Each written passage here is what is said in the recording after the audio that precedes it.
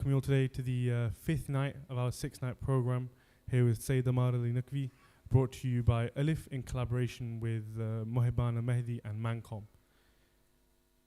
Alhamdulillah, we've been blessed for the past 4 nights now to have the Syed with us and delivering his lectures, and inshallah we look forward to having him again tonight as well. Just a few announcements before the Syed does come and deliver his lecture. Firstly, the deadline for the art and poetry competition was today, so for those that managed to participate, inshallah the winners will be announced today or tomorrow. So thank you all for participating in it, and the Syed will look at the entries, and obviously the winners will be gaining prizes.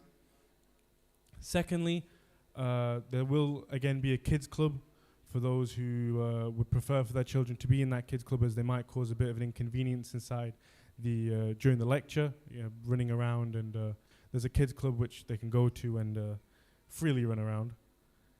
And also please do keep a very close eye on your children. We've had a few too many incidents now, children's on treadmills, children burning themselves.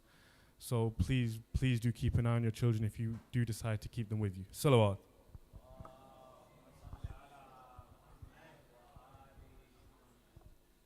As well as his brothers and sisters, I've spoken about this quite a lot yesterday. Brother Zafar also spoke about it as well, and it's donations.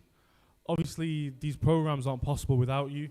We've been able to provide you with these cameras, the venue, the food, the speakers, the reciters, and inshallah we're hoping you can all play your part by just digging deep into your pockets and donating whatever it is you can donate. There is a QR code on my left, your right of the screen.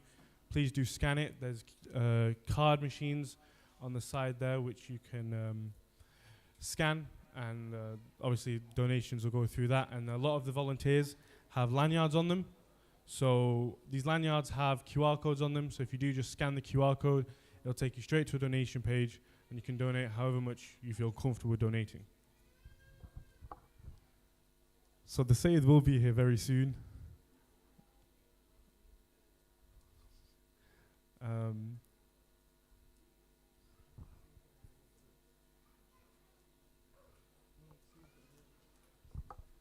So before the Syed does come, I'd like to invite Brother Musa to come and talk about Mancom, so we can welcome him with a very loud salawat.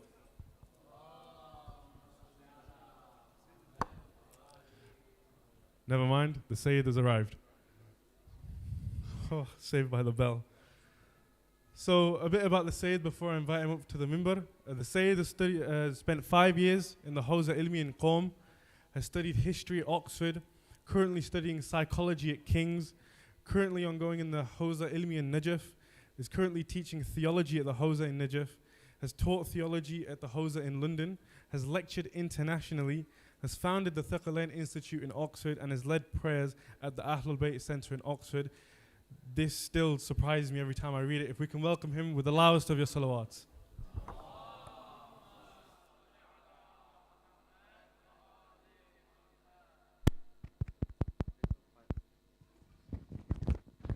Salawat.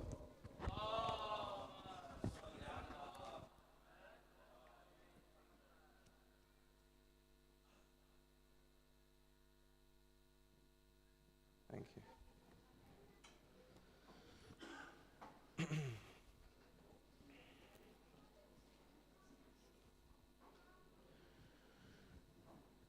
Before we begin, inshallah, we have a request for an Amma Yujibo for Kawthar Agha. So if everyone can, inshallah, raise their hands, and 5 times can we all, inshallah, simultaneously. Bismillah ar-Rahman ar-Rahim.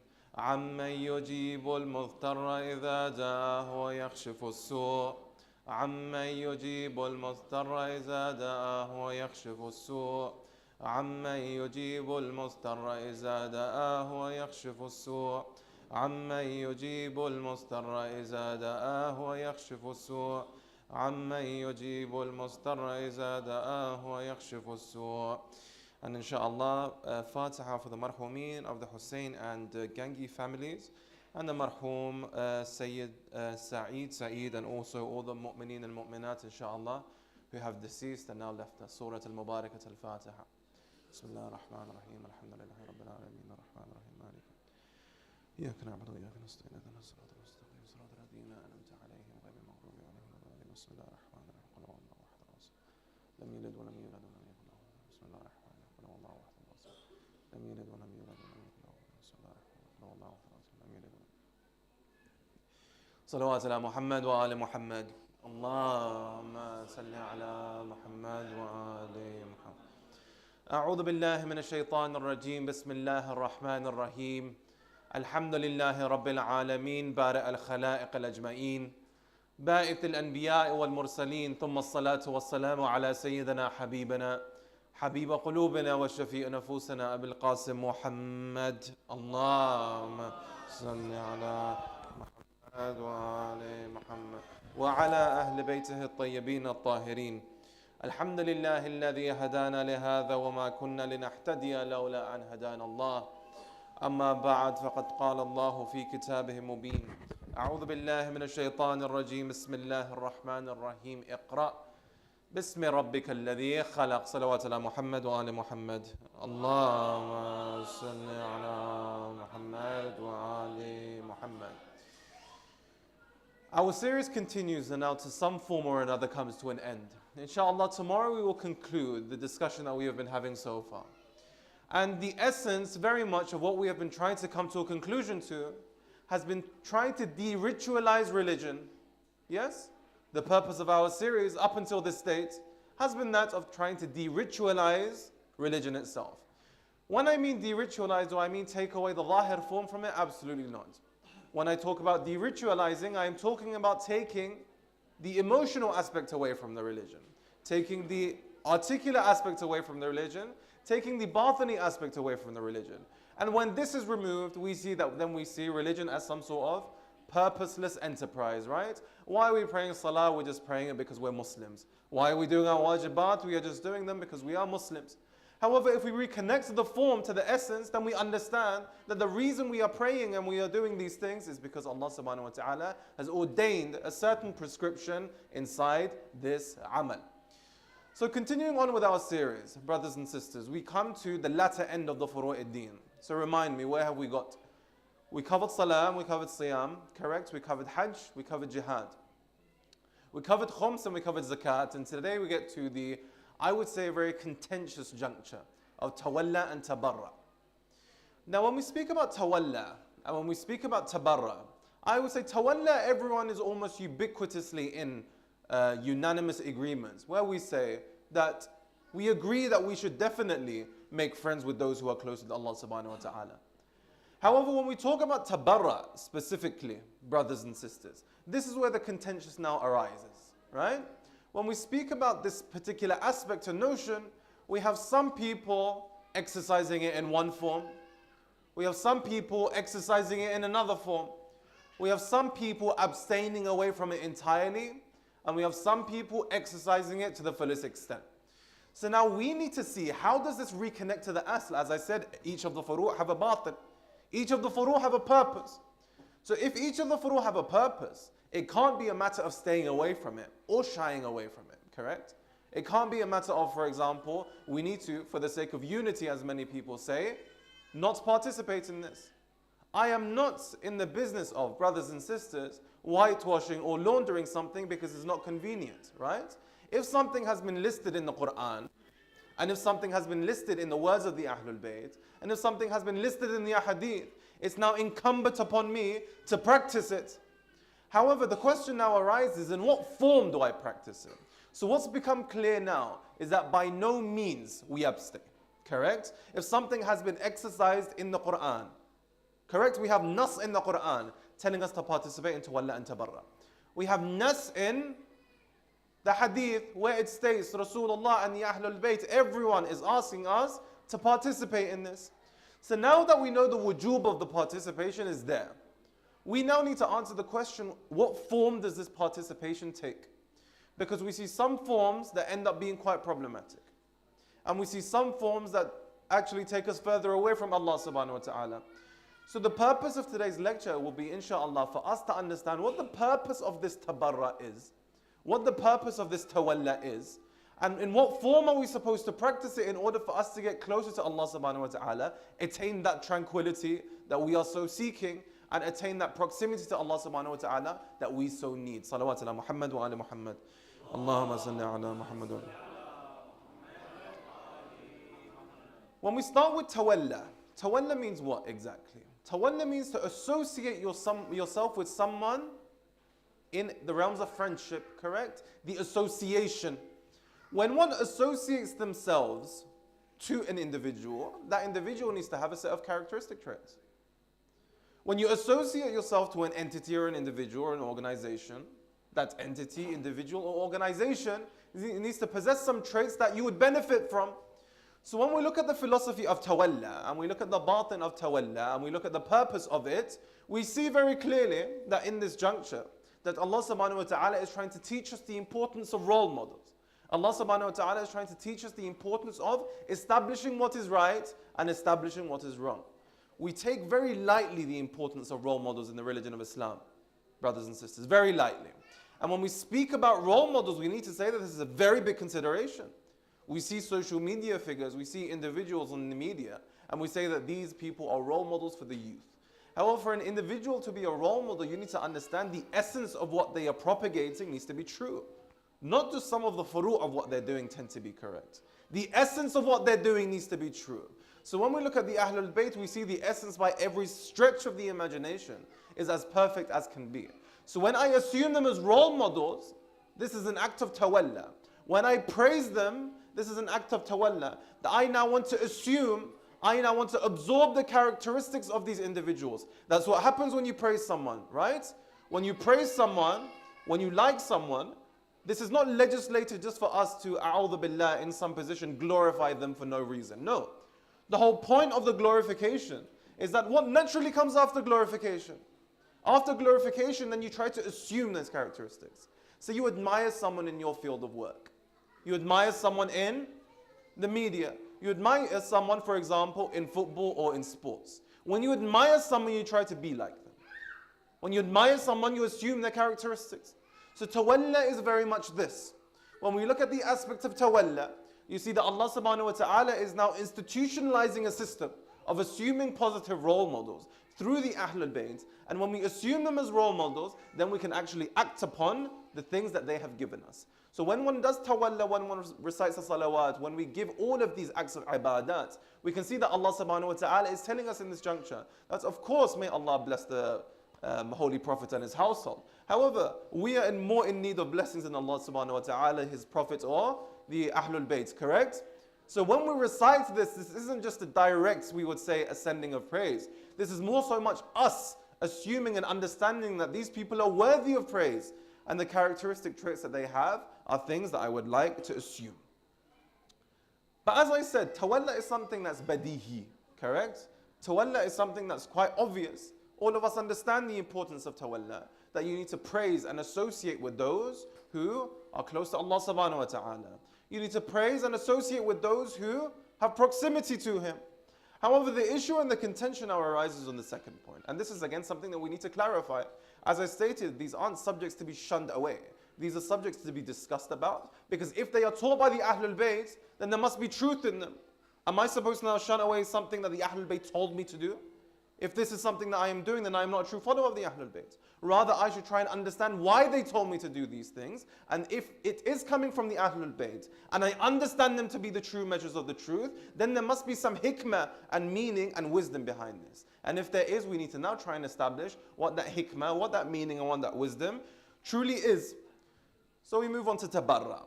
And tabarra is a very interesting one. And we see it generally in life, not just in religion. We disassociate words from their meaning, right? Over the course of time, you disassociate words from their meaning to such an extent where that word itself has now got nothing to do with the meaning that it came through, correct? For example, if we look at the word sin. Sin itself means what? Sin itself comes from a Greek word that means missing the target. It's an archery term, correct? So when you miss the target, that's said to be a sin. However, now with the religious connotations, it's meant to used to mean something that is taking you away from Allah subhanahu wa ta'ala. However, the point I'm trying to make is that over the course of time, words and their meanings start to gain a division. words and their meanings start to get disassociated. And we can see this in our everyday vocabulary too, right? We say things, however, if we actually look at the dictionary definition of that word, it's entirely different. So when we look at the dictionary definition of tabarra, what are we understanding here? When we look at the dictionary definition of tabarra, what is it that the Ahlul Bayt were trying to teach us? So we see here very clearly that the meaning of tabarra and what bara'a is taken out from is distance. Yes? When we look at, for example, a dictionary and when we look at the definitions, we see that the words avoidance, we see that the words distance, and we see that the words disassociation are the most constantly brought up terms. So that's understood, correct? We have no qualms with this, that there is an avoidance, there is a disassociation, and there is a negation of these individuals. However, in what form is what we need to understand now. And how does that actually take place? I endorse entirely the concept of la'an, as is done by the Ahlul Bayt, correct? I either don't endorse it and work against the words of the Ahlul Bayt, or I do endorse it and need to understand what it does. However, our understanding of la'an and the Ahlul Bayt's understanding of la'an is an entirely different enterprise. An entirely different enterprise. This is something that we have real difference and I would say cognitive dissonance in, where we have separated the true meaning from the word and we are practicing something quite potentially different from what they actually had prescribed. So we see here that the concepts of tawalla and tabarra are very important. We need them to establish and maintain justice in society. We need them. It's necessary, correct? If you associate with those who do good, then you maintain order. If you disassociate from those who do bad, you maintain order. So this system of structure and justice is something that we can very clearly see. That Allah subhanahu wa ta'ala has legislated in the penultimate session that we have on the Furu'uddin, which is tawalla and tabarra. So when, for example, someone asks, where is bara'a mentioned in the Quran? I would say bara'a is mentioned in the Quran in the story of Nabi Ibrahim. In the story of Nabi Ibrahim, where he is, for example, having that conversation in his mind with his father, as we know, was an individual who had deemed himself an enemy of God, correct, in the Quran. So understanding this, the Quran now states as Ibrahim, he tried his hardest. However, after a period of time, he had to do bara'ah. After a period of time, he had to do tabarra. And in the Quran, the word tabarra itself was also brought in. We could say it is mentioned tabarra'ah in this instance. Ibrahim disassociated himself from his father. Ibrahim distanced himself from his father. So understanding that, we now know we have the Quranic connotations, but again, I haven't come to any sort of conclusion. What form does this actually take? How can I truly practice it to get me closer to God? Because as I said, each of these a'mal have the ability to take you closer to God and to take you further away from Him. The salah that I do for the sake of Allah will take me to heaven. The salah that I do for the sake of, for example, someone looking at me and I will look religious will take me to hell. The siyam that I'm doing for the sake of Allah will get me to heaven.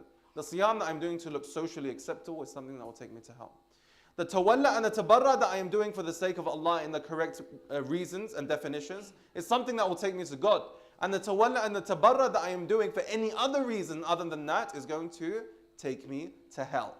So that's being understood. Now we need to come to understand what is the correct form of the, we would say tabarra, of the la'an as prescribed by the Ahlul Bayt themselves, because they have given us the roadmap to life, right? As I said, we are not going to shun away from anything that they have prescribed. They have given us the roadmap, so we truly need to understand what it was that they were alluding to. Salawat ala Muhammad wa ali Muhammad. Allahumma salli.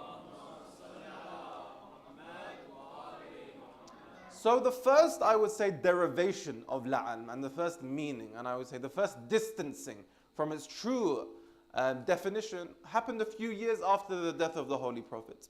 And we would see, for example, when we look at Muawiyah at this point in time, the la'an of Ali ibn Abi Talib was very popular. We can see this in, it's mutawatir. This is not something contentious, correct? I can bring you manabi' from the Sahih al-Sittah, and I can bring you manabi' from the Kutub al-Arba'ah. I can bring you manabi' from the Sunni sources, and I can bring you manabi' from the Shia sources. This is not the argument we are having now. The argument is this. What form did the la'an take here? The form that the la'an took here was cursing, correct? There was the cursing of Ali ibn Abi Talib. And this is very highly regarded as a reliable proof that we have in all books. And this culminated in the Battle of Siffin.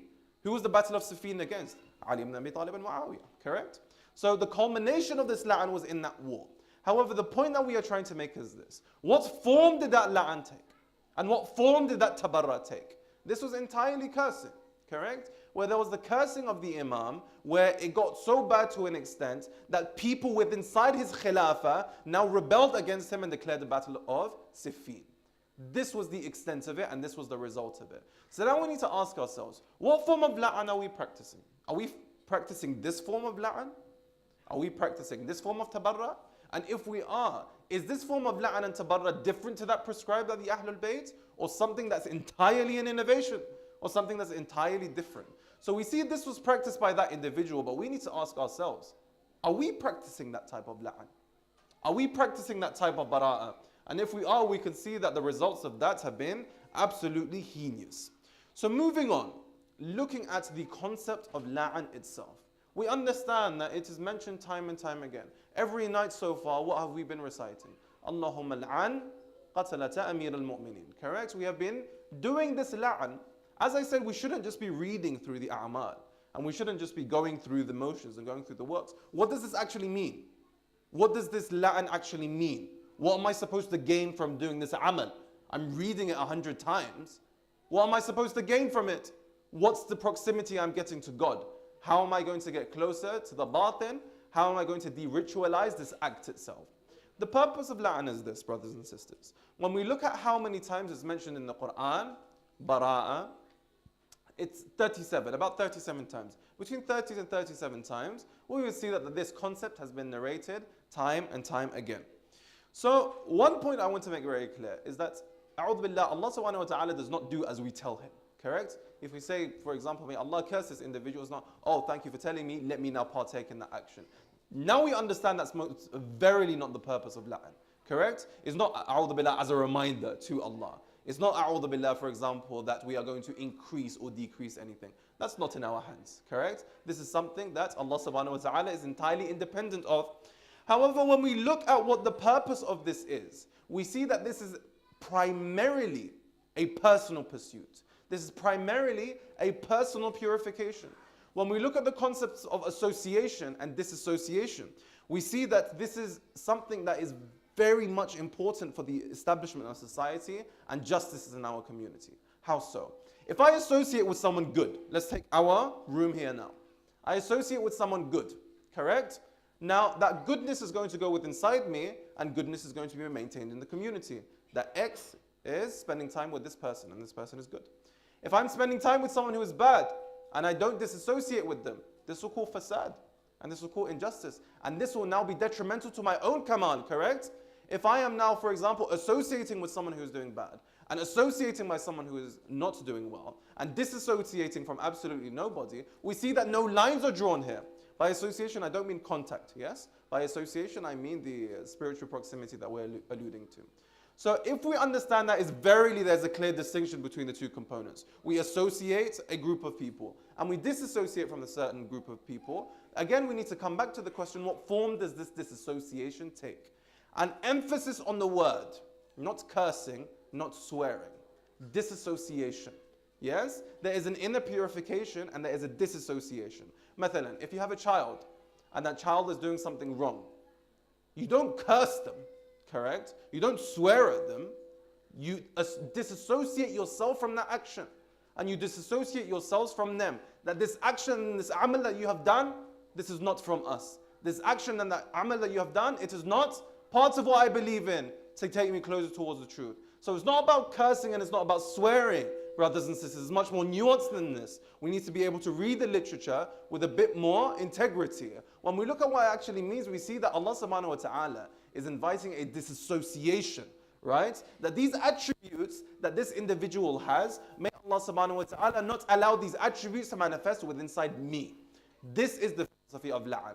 It's not that A'udhu Billah, we need to remind Allah subhanahu wa ta'ala of something. Is that these attributes that this individual has, that Allahumma qatalata amir al-mu'mineen, the purpose of me doing this is I'm trying to dissociate myself from all of the attributes that drew Ibn Muljim to do what he did. I'm disassociating myself from this, correct? For example, if he had the sifa of greed, that he did it for money, may Allah disassociate me from this. If he had the characteristic trait of, for example, envy or lust or whatever it may be, the purpose of me partaking in this la'an is to disassociate me entirely from all of these attributes and emphasize on the point attributes.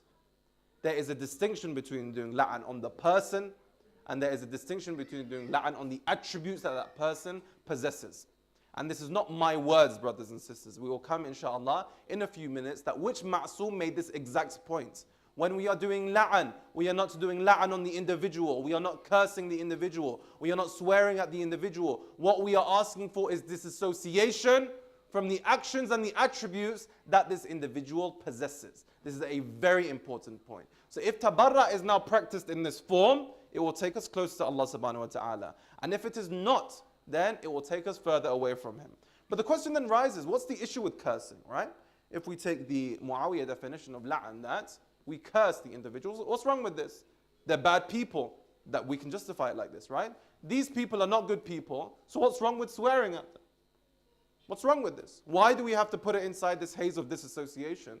Why can't we simply state that they're bad people and I want to admonish them? Brothers and sisters, who are we to admonish anybody? Correct?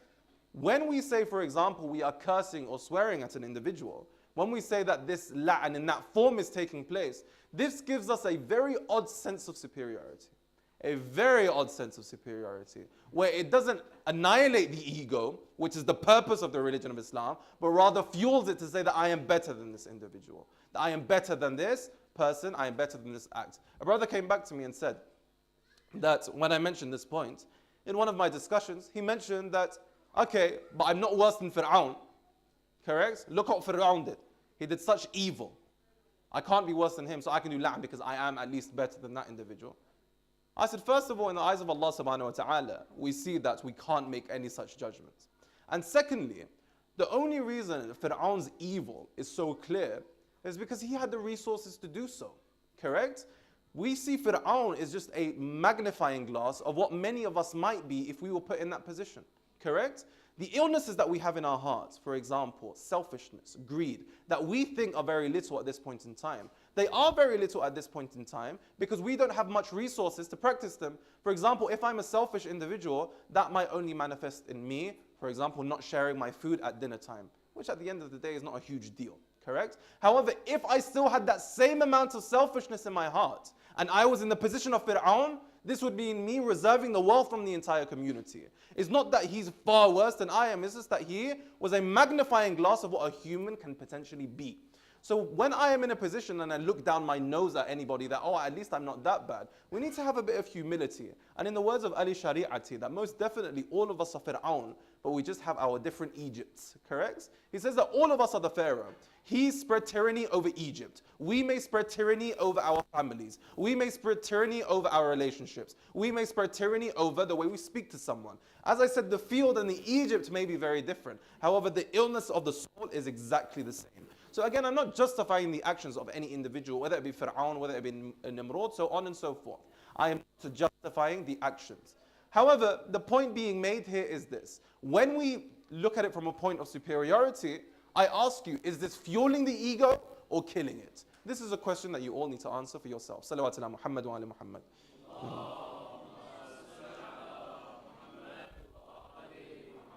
Point number 2. Why do we distance ourselves from that definition of bara'ah? Why do we distance ourselves from that definition of la'an? The reason we do is because it gives rise to hate, does it not, brothers and sisters? And I ask you, and I'm not even going to answer this question, the Imam that we are commemorating, did he show any inkling of hate towards his killer at the moment that he passed away? Any inkling, any moment, anything he said, anything he did? It was the exact opposite, no? Make sure you tend to him before you tend to me. Make sure you remember the rights of the prisoners. Make sure you don't do dhulm upon him. So when I'm saying I'm justifying my la'an for the sake of Ali ibn Abi Talib and I'm hating these individuals, I'm saying that you're doing something entirely different to what the individual himself did, brothers and sisters. When the individual himself, he said that this individual needs to, of course, divine justice is to be established here. However, not from a bab of hate, not from a bab of actually dissenting this individual for the sake of this individual. We hate the action entirely. We disassociate from the action. However, when it comes to the individual, Amir al-Mu'mineen gave us the best example. That is not the entity or the individual or the fitrah that we curse. Rather, it's the actions that that individual has assumed, which they are responsible for. But nonetheless, it is the attributes and the actions rather than the person and the entity. I now come to the tradition that I was mentioning that separates the attributes and the actions from simply admonishing the certain individuals. And this tradition is from Ali ibn Abi Talib, salawatu ala Muhammad wa ali Muhammad.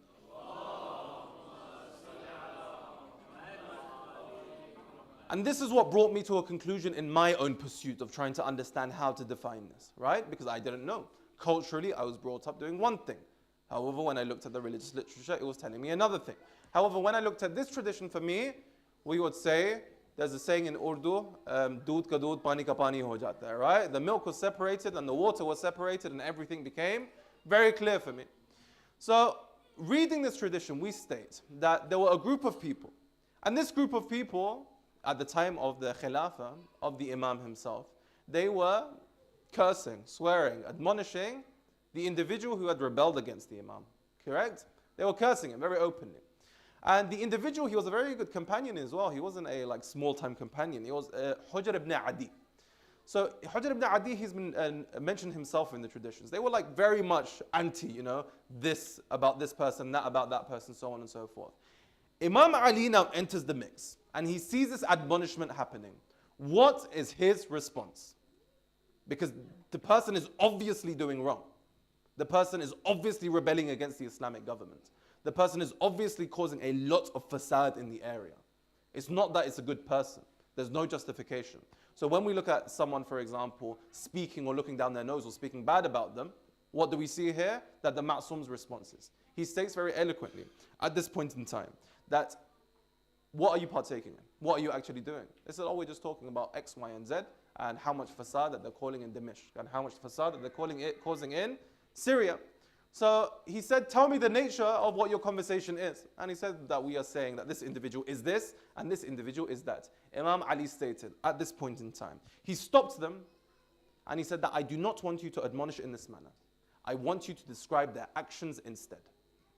The words of Ali ibn Abi Talib. I want you to describe their actions instead. So when we sit down and we're now, for example, participating in something that we think is getting us closer to God, and we are doing it for the sake of the individual who is telling us to disassociate ourselves from the actions themselves. We now need to be a bit more clever in this instance, brothers and sisters, right? When we look at the action, we describe the action. When we look at the amal, we describe the amal. That it is this amal of this individual that I'm disassociating and I'm doing la'an and bara'ah of entirely. When the Ahlul Bayt tell us to do something, when they prescribe tabarrat, there's a reason, right? And this is the reason for this. That we need to now, if we say that this individual is bad, what are we learning? If we say this action of this individual is bad, then we say, okay, I can now stay away from this action. I can do praise of this action. I can disassociate myself from this action. However, now if we brand an individual, for example, if someone comes and they brands me as bad, right? Someone comes to me, and we can see this in social media figures recently, yes? If someone comes to me and they say this is a bad person, right? They say this is a bad person because I may do, for example, some bad things. Someone comes to me and I might do one good thing. They're like, wait, you said that you're a bad person, right? So is what you're doing that's good also bad? No, you need to disassociate the acts from the individual. It's possible that someone who is not a good person can do something good. And it's possible that someone who is not a good person to do something bad. I need to be able to distinguish the two. Correct? We used the example in the Q&A a few days ago of an individual who is famous on social media. That some things that this individual does is good. Correct? However, now, for example, do we say this individual is mutlaqan good or this individual is mutlaqan bad? We need to disassociate into the actions. That this is good and this is bad. When we nuance it and break it down into the actions, that's where the growth and development occurs. That's where we know what to do and what not to do. That's where we know how to establish justice in the society. Salawat ala Muhammad wa ali Muhammad.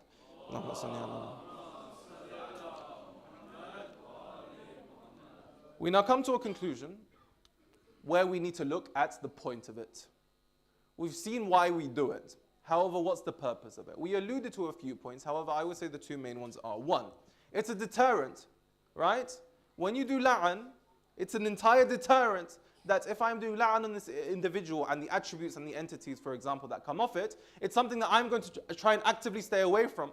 If you are disassociating from an individual, you're not going to partake in the evil that they are doing.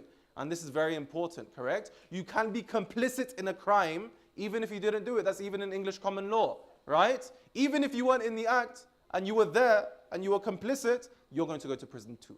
So when we look at la'an, we see that this is very much a concept of bara'ah, and it's a very pure form of purification, is it not? I don't know why it has such a negative connotation. Actually, I do know why. But I don't know why in an Islamic context it has such a negative connotation, because it's such a tahir form of purification that if we actually exercise in, we see what the value of it was. Ayatollah Bahbashat rahmatullah alayhi was asked the same question, right? On tawalla and tabarra, on, for example, salawat and la'an, he was asked which one is more important. He didn't answer which one is more important. However, he used the example that I mentioned a few days ago. He said, before you decorate a house, you need to clean it, correct? Before you fill it in with something, you actually need to disassociate. So he said the first act you need to do is disassociation, is la'an. The first thing you need to do is actually cleansing yourself, and after that you have space for tawalla. After that you have space for putting people in. So we see that one of the benefits is that is a deterrent. And the second benefit is that the justice of Allah is represented, right? We can't simply say that everything is fine. We can't say everything is good. Oh, you know, we love them and everything is great. So even though they're doing bad things, you know, it's fine. Absolutely not. We need to make it exquisitely clear that what they're doing is wrong. The action that they're doing is inherently incorrect. Because if we don't, we have what we have now. Everyone's just doing what they think is right.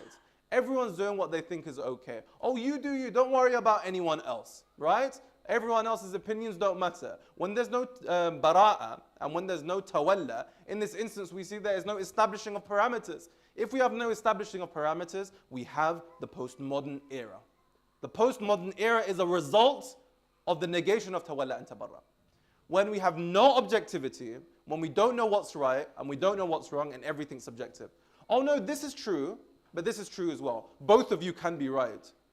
Who said this? Who said both of you can be right? The truth is objective. The truth is mutlaqan.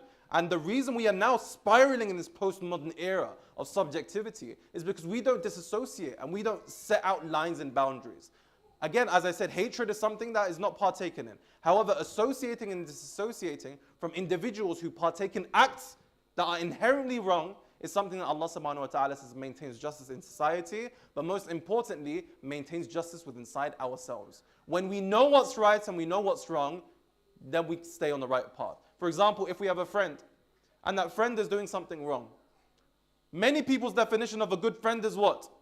You would just back them no matter what. What do they say these days? Ride or die, correct? No matter what. Whatever the friend does, no, he's my friend. You can't speak about him. He's my friend, you can't do anything about him. Is this a true friend, brothers and sisters? I would say this is the worst of all friends. A true friend holds you to account. If you do something wrong, they tell you, listen, brother, you were wrong for this. Listen, sister, you were wrong for this. That's what true friendship is. So if you want to be a true friend to your brother, and if you want to be a true friend to your sister, you need to make sure that you partake in this. It's very, very sensible. It's very, very logical.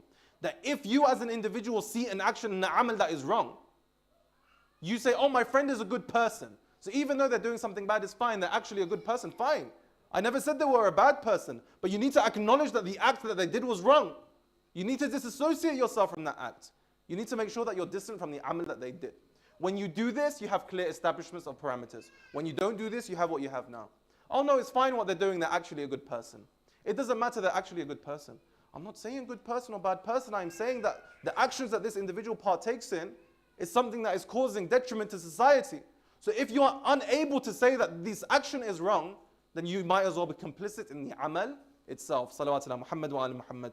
Allahumma salli ala.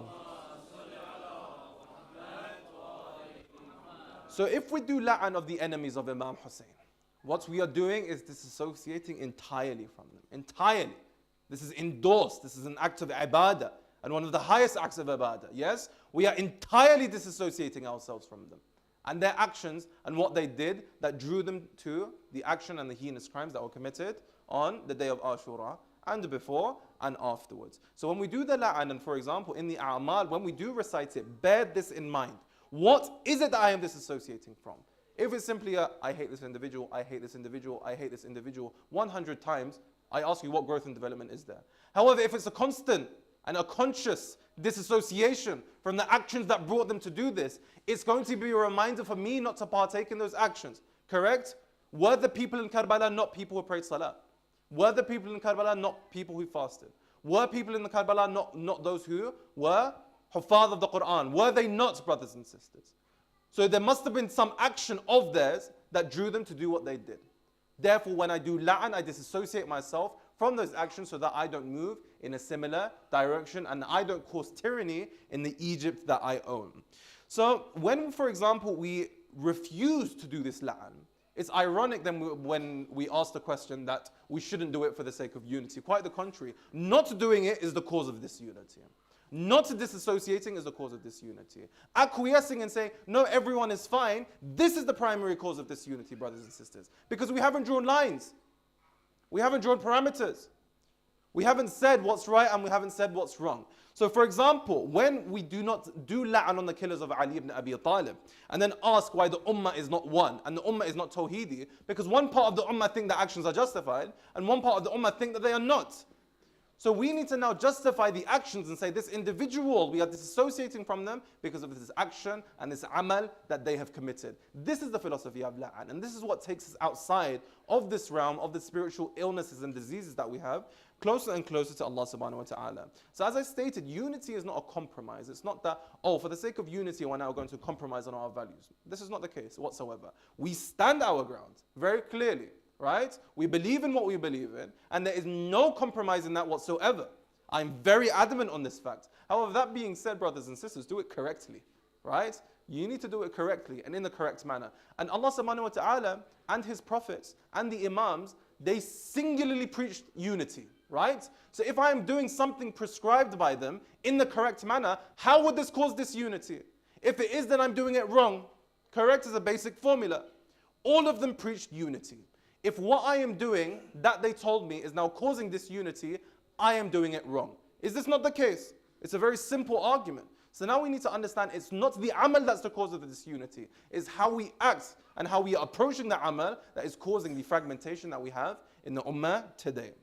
So we conclude upon this point. What form does tabarra take? And before we look at what form tabarra takes, we see very clearly, who remembers which one of my lectures I stated this? What does tabarra coming before tawalla entail? What is the importance of this? What's the importance of the la'an? What's the importance of the disassociation? We had a talk on the shahada, yes? La ilaha illallah. You need to disassociate entirely. This is the philosophy behind it. You need to remove yourself, yes, from all other that you worship from Allah subhanahu wa ta'ala. You need to disassociate yourself from all others.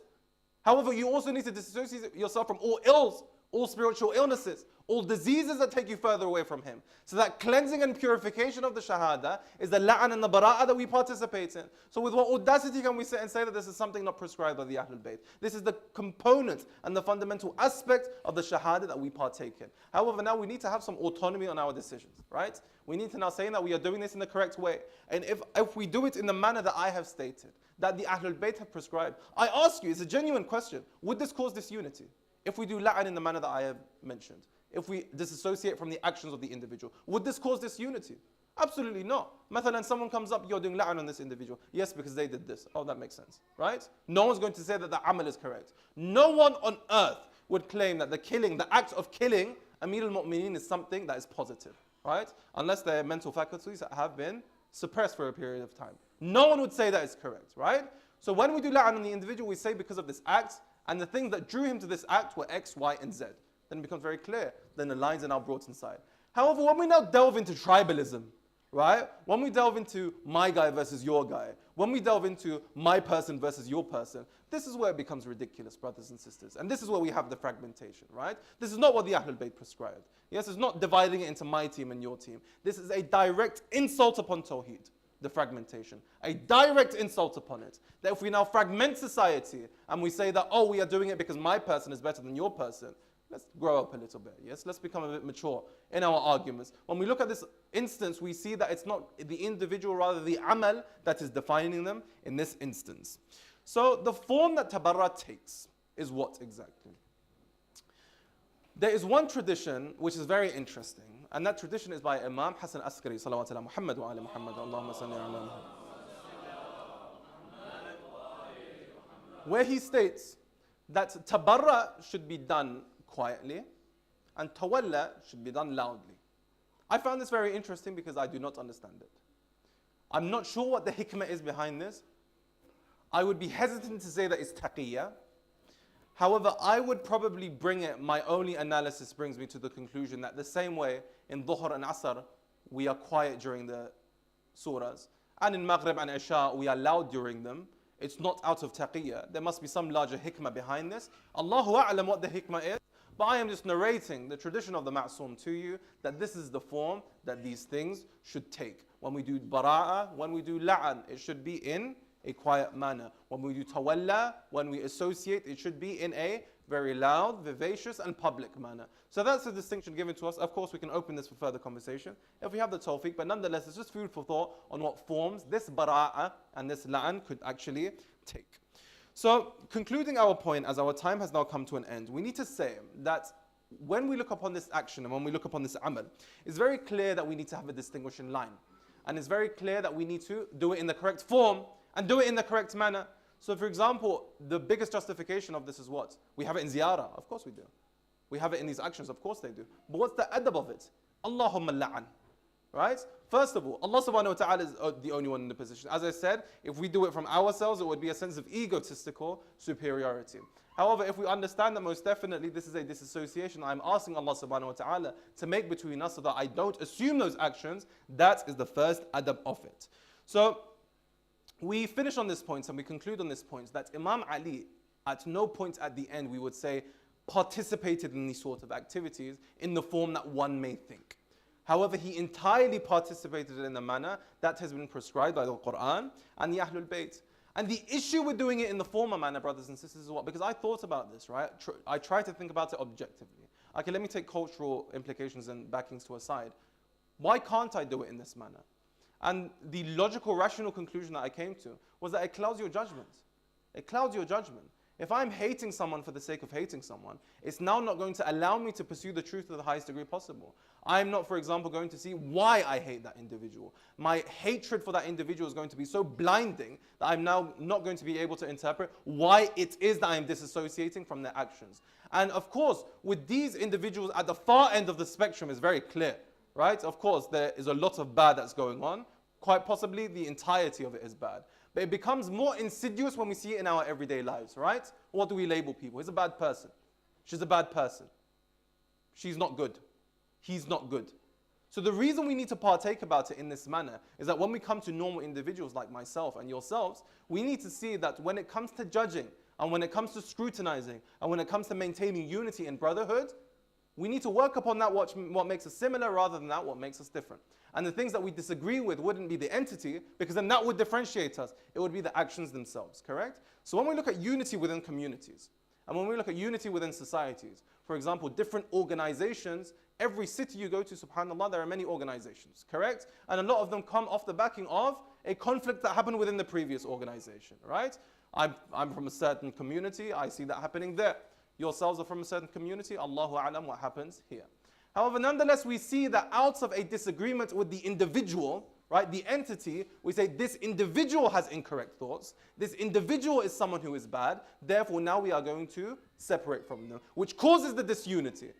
However, if the correct form of bara'ah took place, if the correct form of disassociation took place, everyone got together and they say, listen, this particular thing that you're doing is something that's entirely incorrect for X, Y, Z reason, that's where everyone is brought together. So this fragmentation and this division that we see on the societal level, even within the Shia community, is entirely on the basis of this. It's an incorrect interpretation of la'an, and it's an incorrect interpretation of disapproval. And this is what gives rise to, we would say, these extreme groups that have been coming in the past few years. Of course, they've got nothing to do with the school of the Ahlul Bayt, more so the schools of our dear brothers and sisters in Islam. But nonetheless, we see that this hatred is something that blinds your judgment. And this hatred is something that blocks your pursuit to the truth. And this hatred is something that doesn't allow you to get close to the maqam of Amir al-Mu'mineen or the Ahlul Bayt. Alayhim as-salam. Salawat ala Muhammad wa ala Muhammad.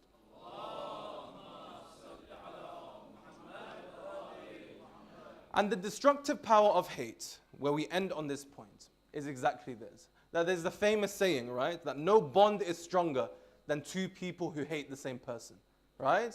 The famous Western saying, no bond is stronger than two people who hate the same person. Like if you like the same person, you can bond on that. But if you hate the same person, then you really gel and connect, right? So when we speak about what is it about this hate that's so dangerous, right?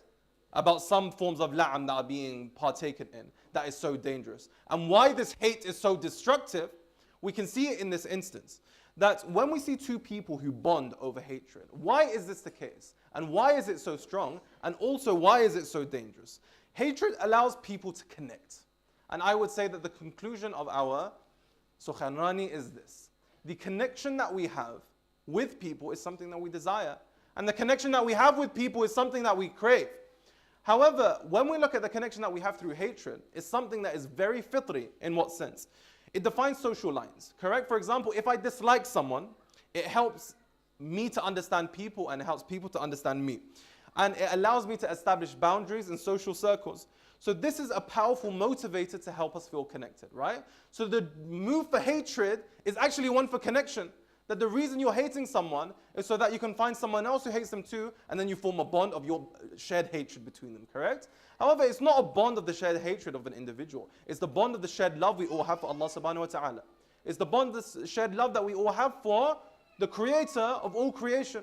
So if we understand that the basis and the form of our union is from love, that is far superior than the basis and the union of our collection coming from hatred. There is a stark difference between the two, and there is a stark distinction between the two. That's why you really feel a sense of community when you have these strong polemical talks, right? When you have the, for example, different sectarian conflicts, when you have the different religious conflicts, when you have the different personal conflicts. Why do people really connect? For example, if there is a particular individual organization who may propagate this type of sectarian division, why is that so binding?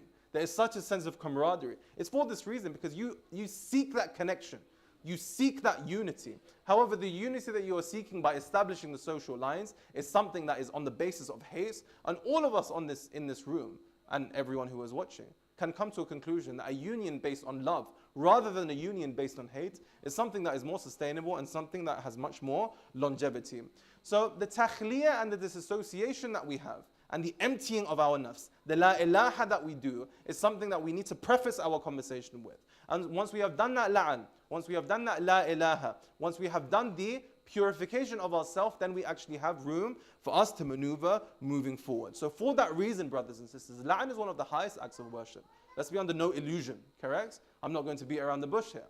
La'an is one of the highest acts of worship, because you are actively disassociating yourself from actions, from individuals who are taking you away from God. So this is not something to shy away from, and this is not something to now be apologists about. I very much abhor this concept when we turn into apologists, because Shi'as are usually the minority. Wherever we go, we're usually the minority, right? So we always have to justify. Like we justify, oh no, we don't do it. Actually, it doesn't happen in this context, and this context, and this, and that's, and X and Y. No, we do it, and we do it for this reason, correct? You need to have a little bit of, as the Shabab say these days, with chest. When you partake in actions prescribed to us by the Ahlul Bayt, there needs to be a certain understanding and iftikhar behind it. Not an inferiority complex that, oh no, we don't do it and this is something that's very niche. Absolutely not. If bara'a is something that is in the furu' ad-din, if tawalla is something that's in the furu' ad-din, it's exercised and implemented for this reason, that Allah subhanahu wa ta'ala, in the same way He wants us to relinquish all other gods but Him, He wants us to relinquish all actions and attributes that take us further away from Him. So the lesson here is not to be complicit in the actions of the things that we see on a day-to-day basis. That is the, I would say, batin of the act of tabarra itself. When we see evil and bad happening on a day-to-day basis, even if it is on someone, from someone we admire, or a family member, we need to call that out, brothers and sisters. We need to make that very clear. This is the philosophy of la'an, correct? This is the philosophy of bara'ah, and this is the philosophy of disassociation. We need to be very clear to call that out. That if we see something wrong, even if it's from someone you love, you say, this is incorrect. This is incorrect. This is the seerah of the Ahlul Bayt, brothers and sisters. Not, oh, we are all the same. He is a good person, everything he does is brilliant. He is a bad person, everything he does is terrible. This binary thinking is very simplistic. And this binary thinking is not going to help us grow. If we desire growth and if we desire development, then in this instance we can see that actually assuming the attributes that make us better would take us to Kamal, and getting rid of the attributes that make us worse is something that will get us closer to God. And this is the concept of tawalla and tabarra, disassociation from those who do bad and the actions that they do, so they do not form within inside myself, and association with those who are good, so that the attributes and actions that they do are now formed within inside myself. May Allah subhanahu wa ta'ala inshallah grant us all the tawfiq to practice this tawalla and tabarra in the correct manner. May Allah subhanahu wa ta'ala inshallah increase the bonds of unity between the Shia, between the Sunni, between the Muslims, and between the humans, inshallah, we have in the entire world. May Allah subhanahu wa ta'ala, inshallah, grant us the tawfiq to be of the sarbaz of Imam Sahib al-Asr wa Zaman when the time may come. Ajjalallahu ta'ala faraj al-sharif. And inshallah, may Allah subhanahu wa ta'ala grant us ultimately the tawfiq to succeed in our ultimate endeavor, which is that of jihad al-akbar, the jihad of the nafs. Wa akhir da'wana walhamdulillahi rabbil alameen. Salawat ala Muhammad wa ali al-tahirin.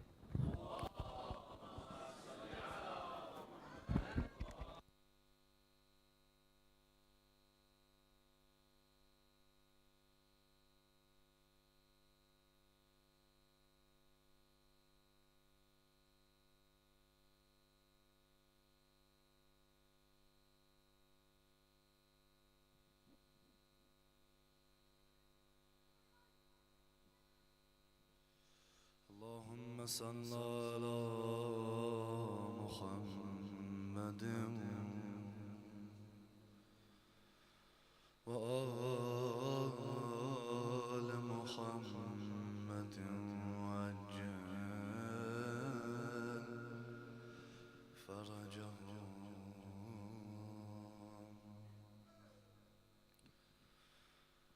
اللهم صل على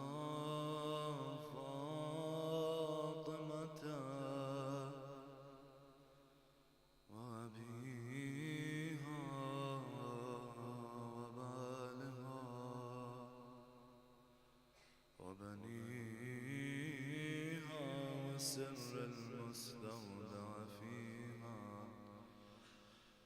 بعد ما أحاط به علمك يا رب الحسين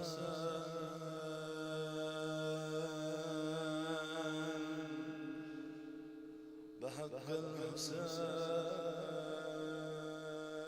اشف صدر الحسين بظهور الحجة يا رب الحجة بحق الحجة اشف صدر الحجة بظهور الحجة ما زلت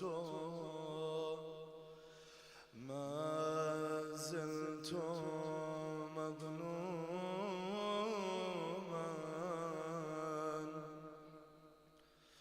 ما زلت مظلوما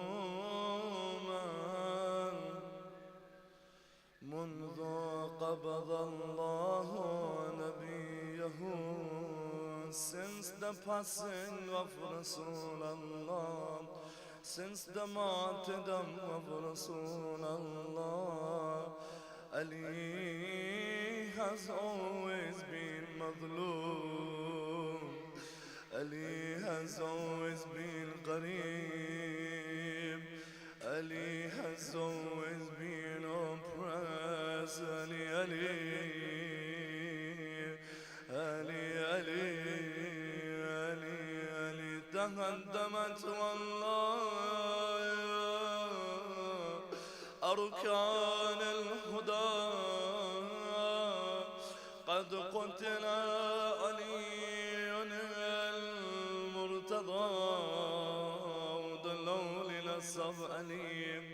The people have abandoned you. Kufa has abandoned you. The so-called companions have abandoned you. I swear by Allah, there is no one like you, Ali. There is no master like Ali. There is no leader like Ali. They say under his Khilafah, look at the merits of Amir al-Mu'mineen. There was no orphan, for he was their father. There was no poor, for he was their provider. To those who had hardship, he was their helper. Come to the door of Ali. Come to the door of Ali. All are welcome. The servants or strangers. Come to the door of Ali, my brothers and sisters, on this day of Shahada, on the day of 21st Ramadan. Come to the door of Ali. Abul Hassan is upon his deathbed. What state is your Amir in? What state is Amir al-Mu'mineen? Ali ibn Abi Talib is ill. Hujr ibn Day, another companion, just like Asbagh ibn Nubayta, he could not leave the house without seeing Amir al-Mu'mineen. He says, when I went into the room and I saw my master, I began to cry and lament. What does Amir al-Mu'mineen say to Hujr? He says, Hujr, my companion, after my martyrdom, they will tell you, they will force you to do bara of Amir al-Mu'mineen, to detest Amir al-Mu'mineen, to distance him. Look at how madloom Amir al-Mu'mineen is. After his martyrdom, they still attack Abul Hassan. He says, Ya Abul Hassan, I will never do bara against you. Amir al-Mu'mineen says to him, they will tell you Ali is a kafir. Allah, never say this in your life, for Ali always worshipped Allah. You know what they said when Amir al-Mu'mineen was struck in the mihrab of Kufa? They said, Ali, was he in the mosque? They couldn't believe that Ali would attend the masjid. This was the work of the enemy. This was the work of the mal'oon against Abul Hassan. Come to his final moments. Come to where Hassan and Hussein are by the side of their father. Zainab is crying. Kulthum is lamenting. Ali is between life and death. His eyes are opening and closing. His body is weakened. He is doing the adhkar of Allah. Perhaps he is doing the dhikr. Ilahi ridan birdak, la ma'bud as-siwak, tasliman bi-amrik. Oh Allah, I am pleased with what you are pleased with. I accept my path. I accept my destiny.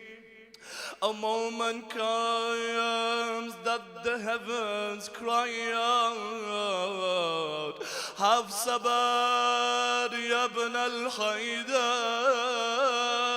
have sabar bint al-Haydar. Oh, the sons of Ali, have sabar, have patience. Oh, the daughters of Ali, have patience. Illa lillahi wa illa ilayhi raji'un. Amir al-Mu'mineen has left this world. There is no life in the body of Abul Hassan. The burial begins, my dear brothers and sisters.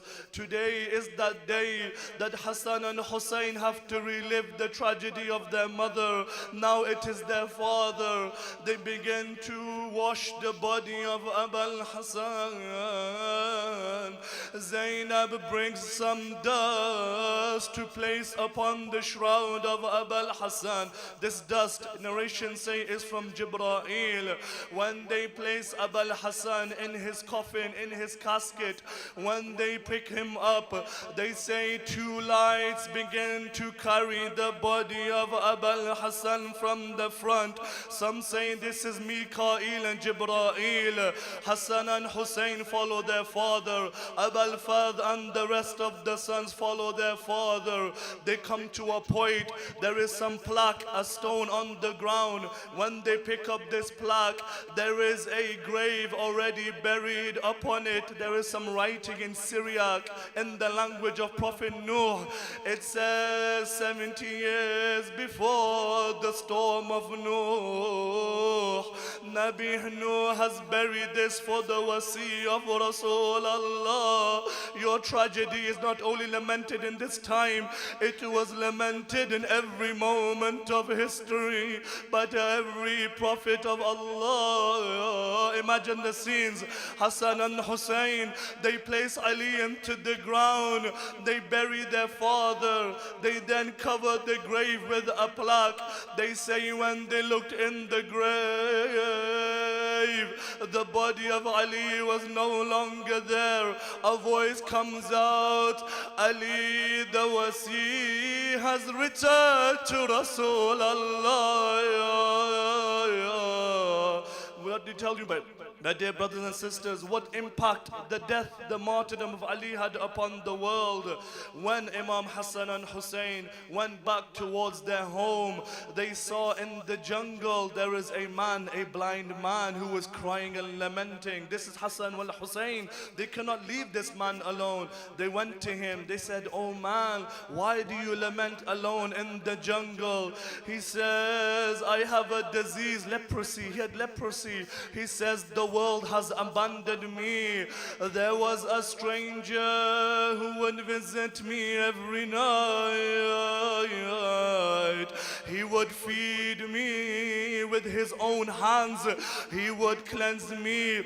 But 3 days this stranger has not come." Hassan says to him, "Do you know about this man? Do you know where he lives? Do you know anything about him?" He says, "Oh man, I do not know anything about him.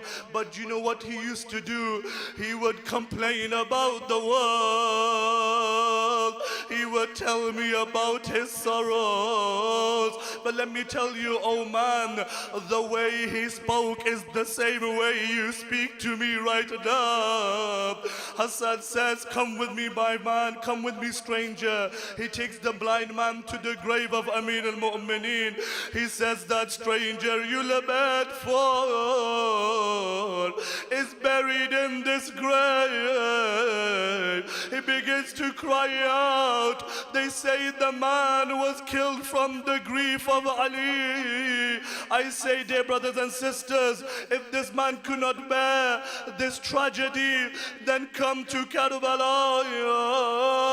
Jabir ibn Ansari is looking for the grave of Abu Abdullah. He is also a blind companion. He asked his servant to help him find the grave of Hussein until he finds a grave. What does it say upon this grave?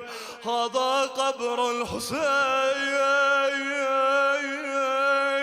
قتل الشان. This is the grave of Hussein who was killed thirsty. I ask, oh Abul Hassan, Hassan and Hussein buried you, but who buried Hussein?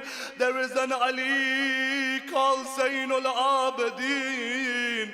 3 days after Karbala, he buries Imam al-Hussein. Do you know what they say? Banu Asad narrates, when Imam Sajjad buried his father, we saw that he got up and then he would fall down. He would get up and then he would fall down. They say, "Ya Imam Sajjad, can we not help you?" He says, "No, only an Imam can bury an Imam. So why do you fall? Why do you get up again and again?" He says, "When I try to lift the body of my father from one side, the other side would fall down. If I pick him up from the left, the right would fall down. Why, Imam? For they crushed my father. under the hooves of the horses. If you cannot bear this tragedy, I want to end with one last musima, my dear brothers and sisters. Bear with me. If you cannot bear this tragedy, I have one question to ask my Imam, to ask Imam Zain al-Abidin. Was it more difficult to bury your father Hussein, or was it more difficult to bury your younger sister in the presence of Syed wa Ruqayya? What did they do to this orphan when she was killed? A doctor came. The woman says when she looked at the body, she cried out. They said to the woman, why do you cry at this body? She says, did this girl die of a serious illness? They say, why do you say this? I have never seen so many wounds and bruises upon such a young girl. No, woman, this is the beatings from Sham to Karbala to Kufa.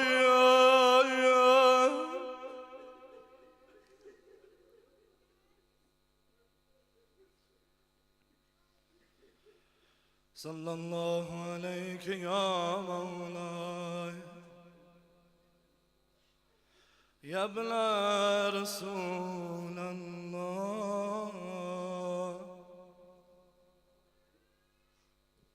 Sallallahu alayhi ya Mawlay,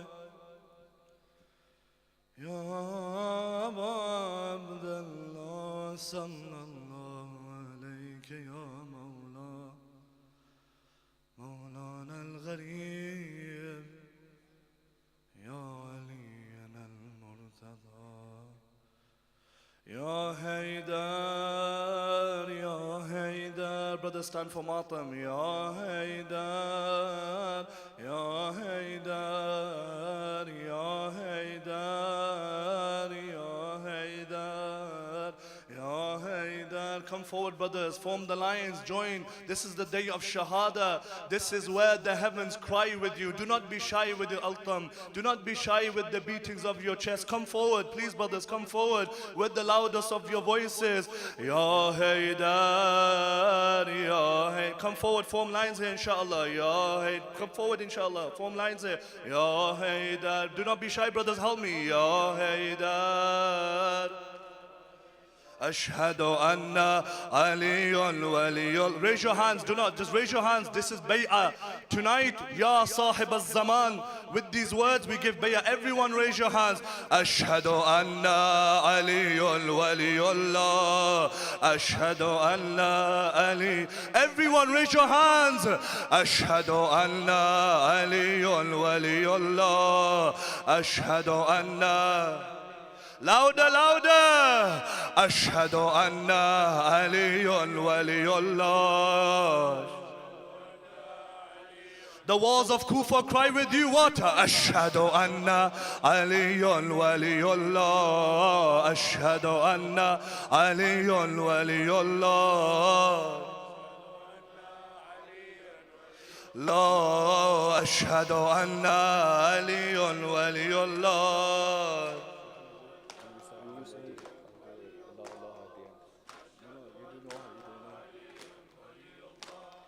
أشهد أن عليا ولي الله أشهد أن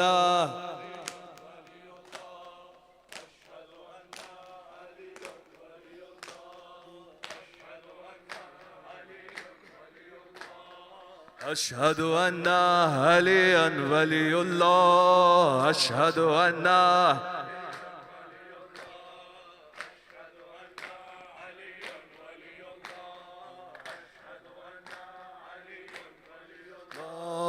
أشهد أن عليا ولي الله أشهد أن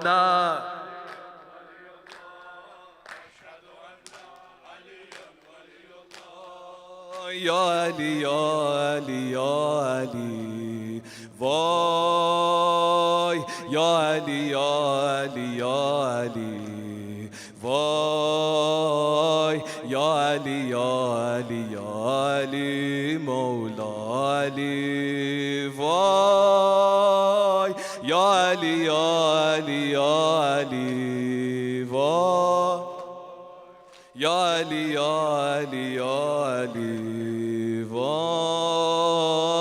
یا علی یا علی یا علی مولا علی مولا علی وای یا علی یا علی یا علی آی یا علی یا علی یا علی وای یا علی یا علی یا علی مولا علی مولا علی وای یا علی یا علی یا علی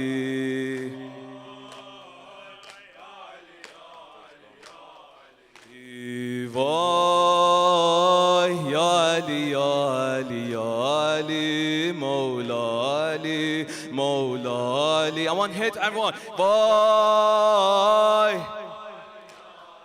With your hearts, brothers. Why? MashaAllah. Why? Ya Ali, Ya Ali, Ya Ali, Mawla Ali, Mawla Ali. Why? Ya Ali, Ya Ali. Ya Ali, Ya Ali, Ya Ali. Why? Ya Ali, Ya Ali, Ya Ali, Mawla. The orphans cry out, Ya Ali, no one here to show us mercy.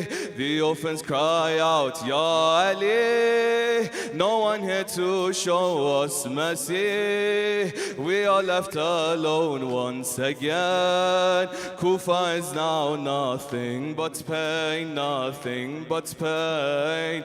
The orphans cry out, Ya Ali, the orphans cry out, MashaAllah, no one here to show us mercy. We are left alone once again. Kufa is now nothing but pain, nothing but pain. Why can you hear our cry, Murtada? Why your children now alone, Murtada? Why do not forget about Allah in Karbala, in Karbala. Why Karbala, Karbala, Karbala. Why? Why Karbala, Karbala, Karbala, Ya Karbala. Why Karbala. Loud inshallah.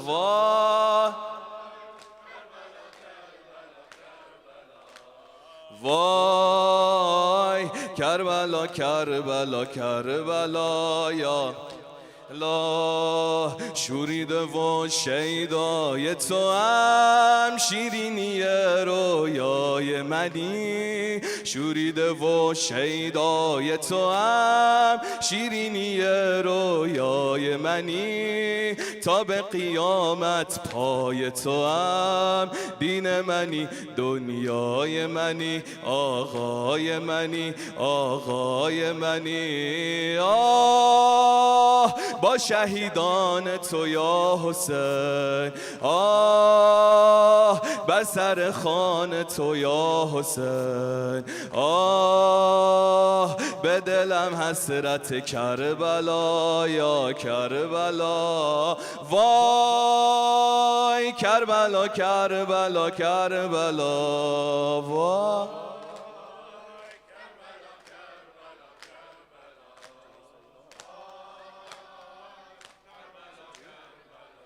کربلا یا کربلا فانی در ذات احدی جان ابو فاضل مددی فانی در ذات احدی جان ابو فاضل مددی عاشق عشق نام تو هم صاحب من ارباب منی آقای منی ساکن کربلا یا حسین وای خاک کویت شفا یا حسین وای به دلم حسرت کربلا یا کربلا وای کربلا کربلا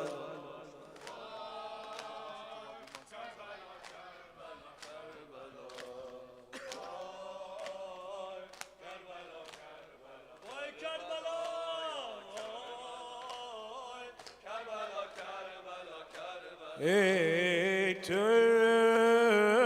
Karbala, Karbala, Karbala.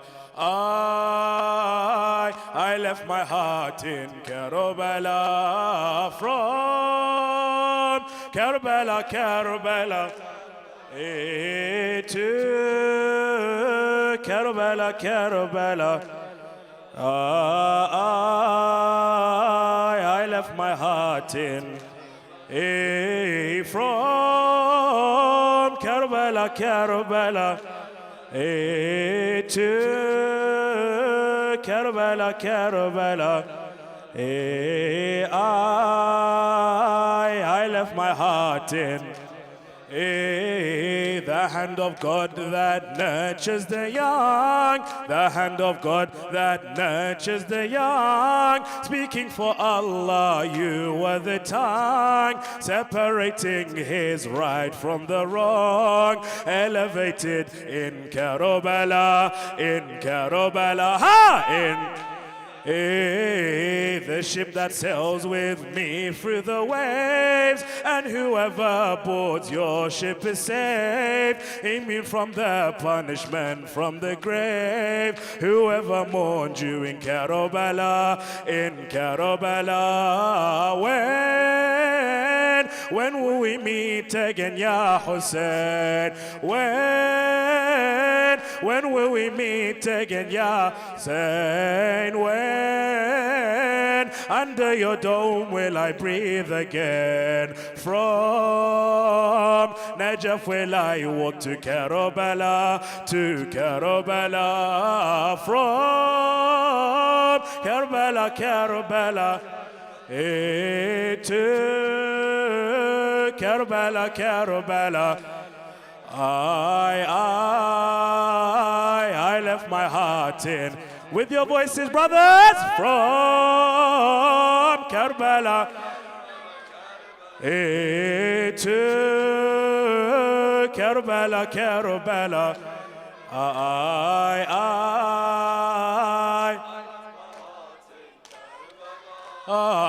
The luminous moon lightens the way. The luminous moon lightens the way. The rising sun that brightens my day. Heaven without you would be in flames. You're the heaven in Karbala. Your visitors offer you their hand. Your visitors offer you their hand. Enemies will never understand. How can the water lose to the sand? How can the dirt win in Karbala?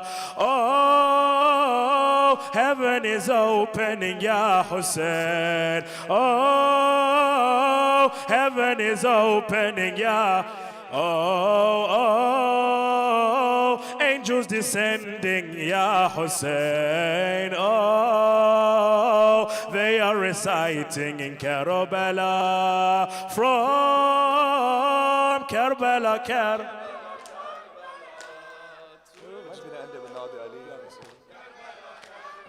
Karbala, I left my heart in Karbala, Karbala. La ilaha illallah, la ilaha illallah, Muhammadan Rasulullah. La ilaha illallah, la ilaha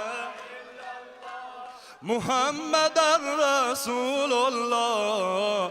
Aliyun waliyullah, Aliyun waliyullah, Aliyun waliyullah.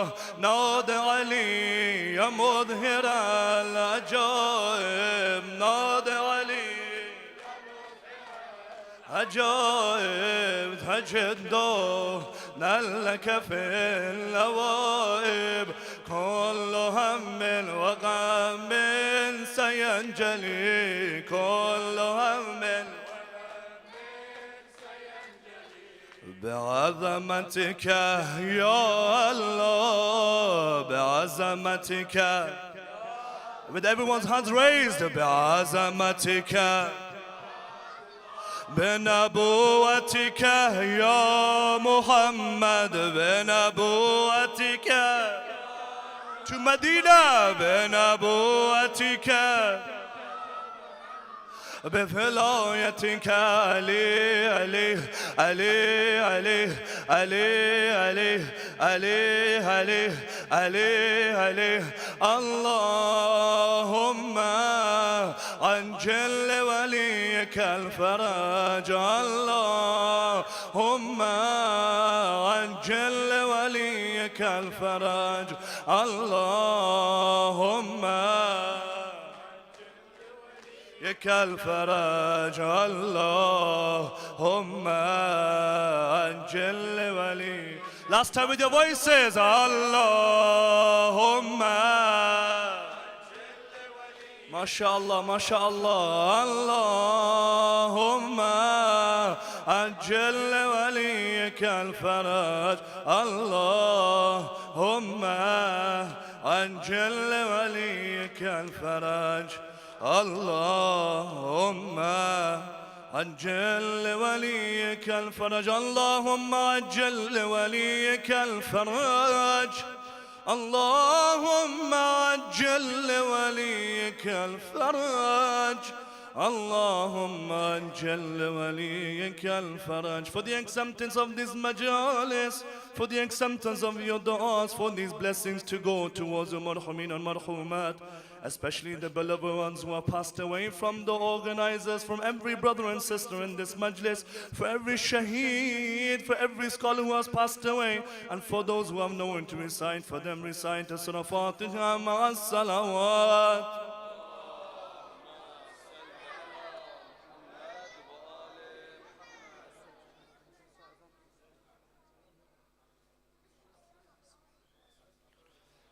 It is time for salah, inshallah. Those who do not have wudu, please carry out your wudu through the doors. The bathroom and restrooms are just in front of you.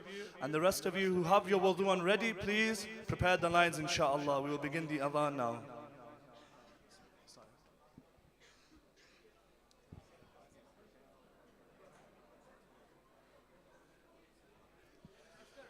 إن الله وملائكته يصلون على النبي يا أيها الذين آمنوا صلوا عليه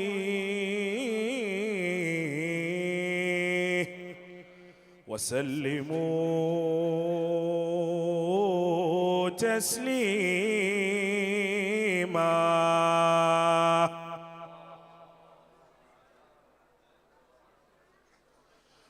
الله أكبر الله أكبر الله أكبر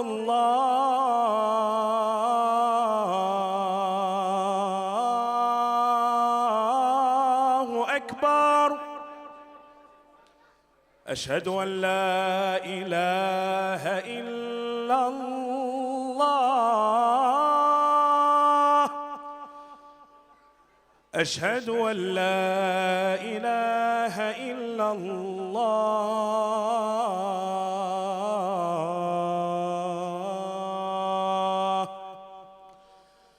أشهد أن محمدًا رسول الله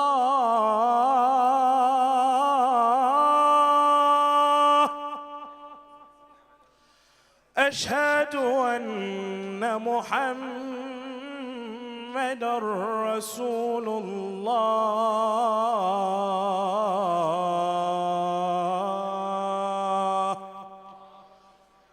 أشهد أن عليًا ولي الله أشهد أن عليًا عليا حجة الله.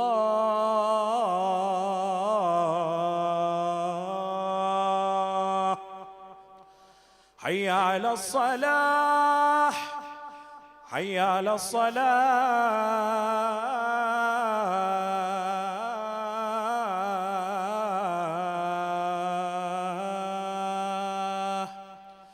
حي على الفلاح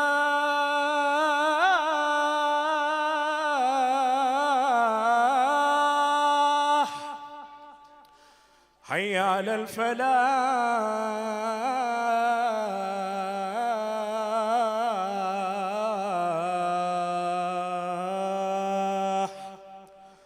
حي على خير العمل حي على خير العمل.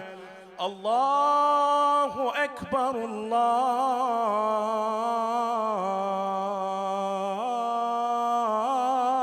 أكبر. لا إله إلا الله لا إله إلا الله.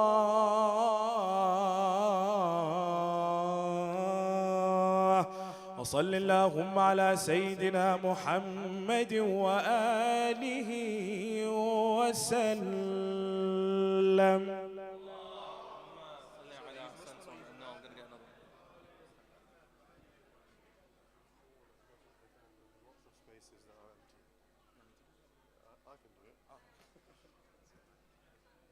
Brothers, can I kindly request that we fill up as much of the space as is possible? There is not much of a gap between the brothers at the end and the sisters, and there's lots of spaces empty at the front. So just come as far to the front as possible, please. Salawat. Allahumma salli ala. Hardly anybody has moved, Yeah, so thank can I please kindly request that you move forward, please, particularly those brothers at the back. Thank you. We don't want the brothers and the sisters sort of in each other's laps, do we?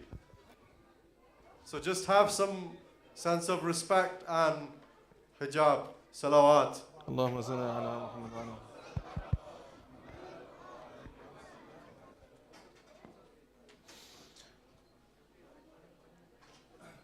Allahu Akbar, Allahu Akbar. Ashhadu an la ilaha illallah, ashhadu an la ilaha illallah. أشهد أن محمدا رسول الله أشهد أن محمدا رسول الله أشهد أن عليا ولي الله أشهد أن عليا حجة الله. حي على الصلاة حي على الصلاة حي على الفلاح حي على الفلاح حي على خير العمل حي على خير العمل. قد قامت الصلاة قد قامت الصلاة. الله أكبر الله أكبر. لا إله إلا الله. Brothers, while you're standing, please fill in the empty gaps in front of you and inshallah beside you as well.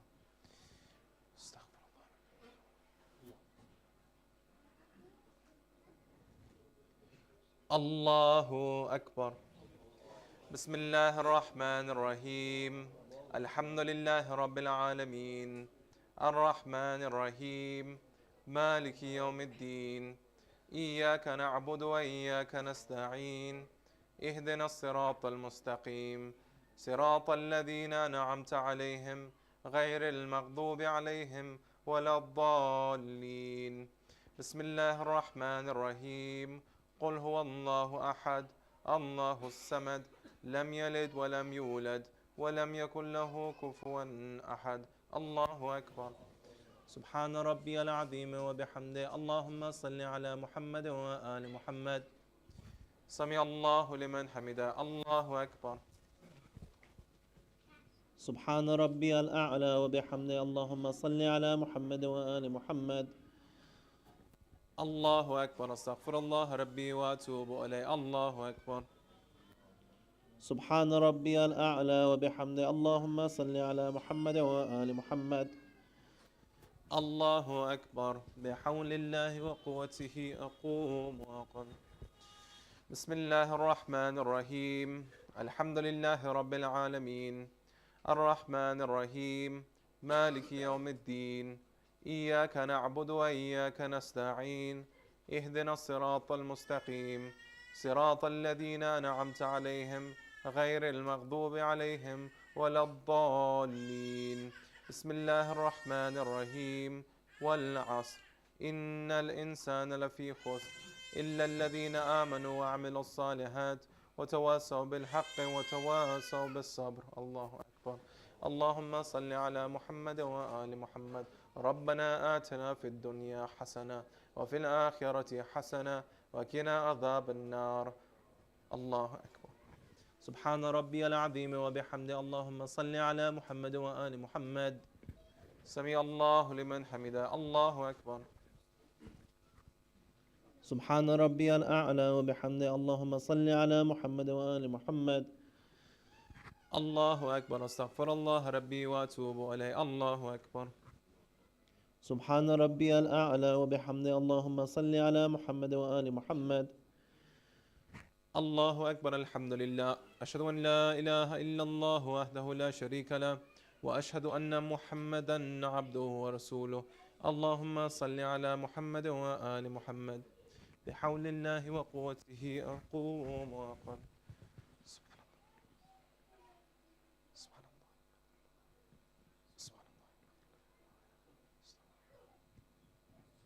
الله الله أكبر سبحان ربي العظيم وبحمده اللهم صل على محمد وآل محمد سمع الله لمن حمده الله أكبر سبحان ربي الأعلى وبحمده اللهم صل على محمد وآل محمد الله أكبر استغفر الله ربي وأتوب إليه الله أكبر سبحان ربي الأعلى وبحمده اللهم صل على محمد وآل محمد يا لطيف ارحم عبدك الذليل الضعيف الله أكبر الحمد لله أشهد أن لا إله إلا الله وحده لا شريك له وأشهد أن محمدا عبده ورسوله اللهم صل على محمد وآل محمد السلام عليك أيها النبي ورحمة الله وبركاته السلام علينا وعلى عباد الله الصالحين السلام عليكم ورحمة الله وبركاته الله أكبر الله أكبر الله أكبر لا إله إلا الله إن الله وملائكته يصلون على النبي يا أيها الذين آمنوا صلوا عليه وسلموا تسليما اللهم صل على محمد وآل محمد اللهم صل على محمد وآل محمد اللهم صل على محمد وآل محمد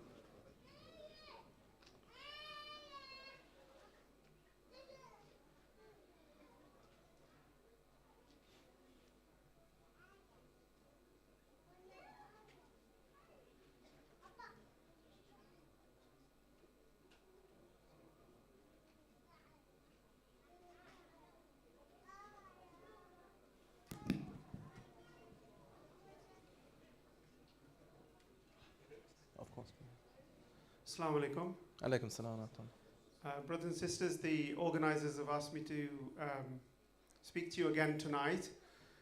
They wanted to thank you for the donations given last night, and just to remind you that the target of £21,000 is just to cover this event, no other event. Inshallah, you would agree we've had an exceptional program so far with excellent speeches from Syed and an excellent organization from the volunteers and all our reciters as well. So as you know, the cost of everything has gone up year on year. So one night is costing £3,500. So gone are the days when I can ask for individuals to say, can you sponsor one night? Those days were there before, but £3,500, maybe there are some generous individuals. How much should you donate? Well, the cost per person is £15 per evening, per person or per child. So typically a family of four for the 6 nights is about £360. So if you would like, if any of those of you can to cover your own costs for your own family, you can think of it in that way. If you'd like to feed many other people, please, Bismillah, this is the time, this is the month of giving. Please use this opportunity, a golden opportunity for you to donate. to the community. Thank you. Salawat. اللهم صل على محمد وآله.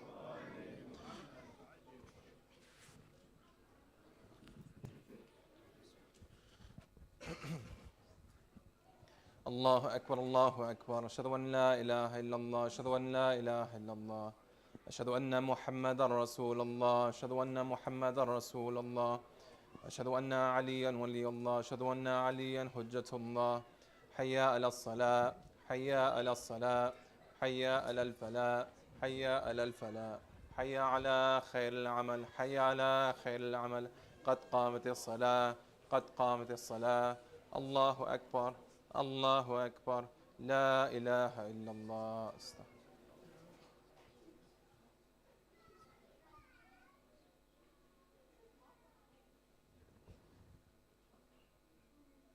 الله أكبر بسم الله الرحمن الرحيم الحمد لله رب العالمين الرحمن الرحيم مالك يوم الدين إياك نعبد وإياك نستعين اهدنا الصراط المستقيم صراط الذين أنعمت عليهم غير المغضوب عليهم ولا الضالين بسم الله الرحمن الرحيم إذا جاء نصر الله والفتح ورأيت الناس يدخلون في دين الله أفواجا فسبح بحمد ربك واستغفر إنه كان توابا الله أكبر سبحان ربي العظيم وبحمده اللهم صل على محمد وآل محمد سمع الله لمن حمده الله أكبر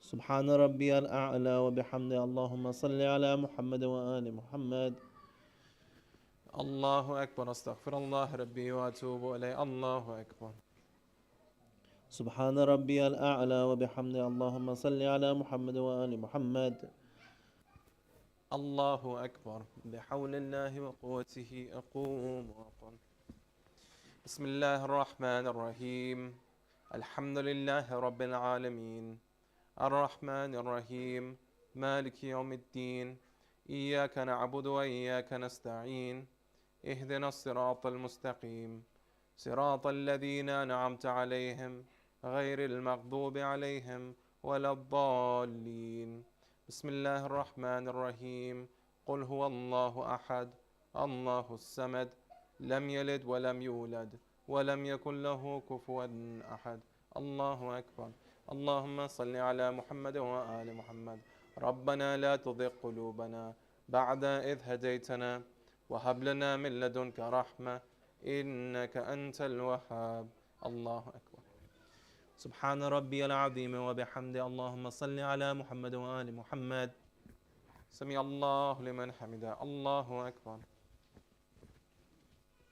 سبحان ربي الأعلى وبحمده اللهم صل على محمد وآل محمد الله أكبر استغفر الله ربي وأتوب إليه الله أكبر سبحان ربي الأعلى وبحمده اللهم صل على محمد وآل محمد الله أكبر الحمد لله أشهد أن لا إله إلا الله وحده لا شريك له وأشهد أن محمدا عبده ورسوله اللهم صل على محمد وآل محمد بحول الله وقوته أقوم وأقام سبحان الله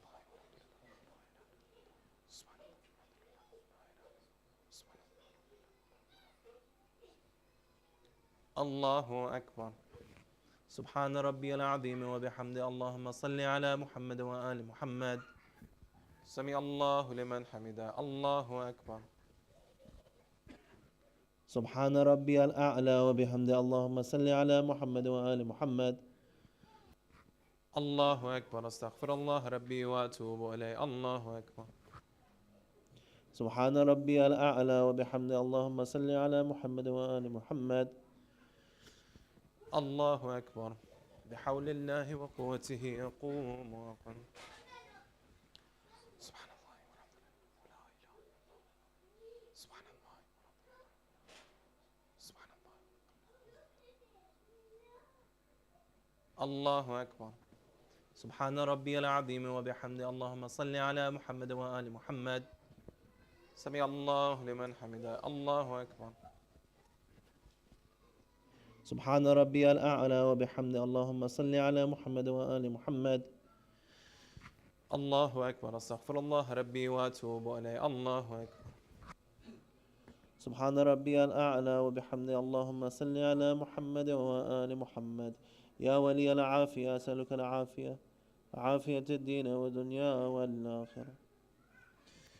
الله أكبر. الحمد لله. أشهد أن لا إله إلا الله وحده لا شريك له، وأشهد أن محمدا عبده ورسوله. اللهم صل على محمد وآل محمد. السلام عليك أيها النبي ورحمة الله وبركاته. السلام علينا وعلى عباد الله الصالحين. السلام عليكم ورحمة الله وبركاته. الله أكبر. الله أكبر. الله أكبر. لا إله إلا الله. إن الله وملائكته يصلون على النبي يا أيها الذين آمنوا صلوا عليه وسلموا تسليما. اللهم صل على محمد وآل اللهم صل على محمد وآل محمد. اللهم صل على محمد وآل محمد وعجل فرج.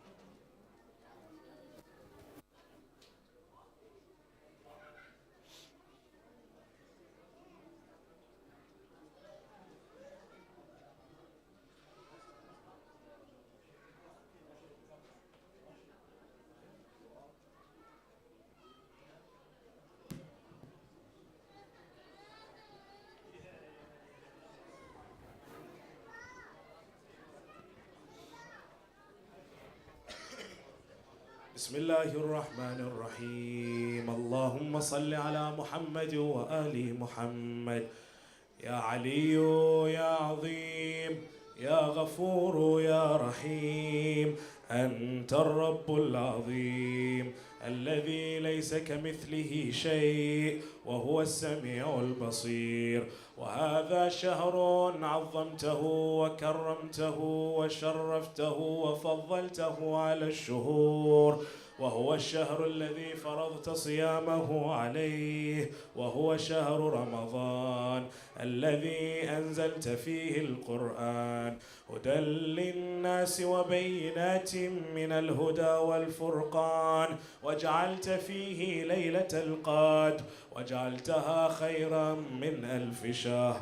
فيا ذا المن ولا يمن عليه، من علي بفكاك رقبتي من النار في من تمن عليه، وأدخل الجنة برحمتك يا أرحم الراحمين. وصل اللهم على محمد وآله الطاهرين.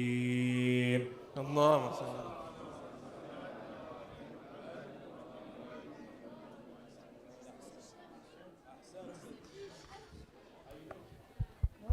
What are you doing? Are you going up? What? Don't fall down. Assalamu alaikum, brothers and sisters. If everyone can please, One more. everyone can help out. I mean, roll up the mats, put their turbas back, and inshallah we will be distributing the food. So if everyone could please get themselves stood up and then moved out of the middle way so that we can put down the, we can distribute all the comfortable? food. Thank you very much. What's your name? Hmm? Oh, thank you very much. Oh, you're working, okay? Good to see you. You well? How's your dad? Is he in town? Again, brothers and sisters, for those that did not hear me, because I was pretty quiet, we will be distributing food. So if everyone can please help out, and the volunteers can go towards the food area to distribute the food. So if all the, if you could all please make way so that we can distribute the food. Thank you very much. He did both water and then after. So he's been there the last few nights. Today's went to something else.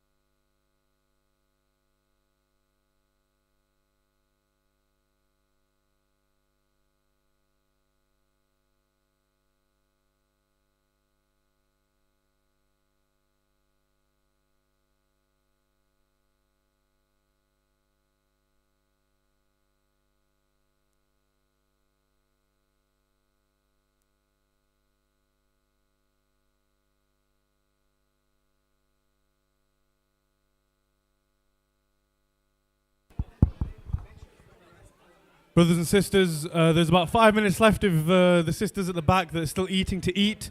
That's about 5 minutes, and then inshallah we'll clear everything up and we'll resume with the program. Thank you very much.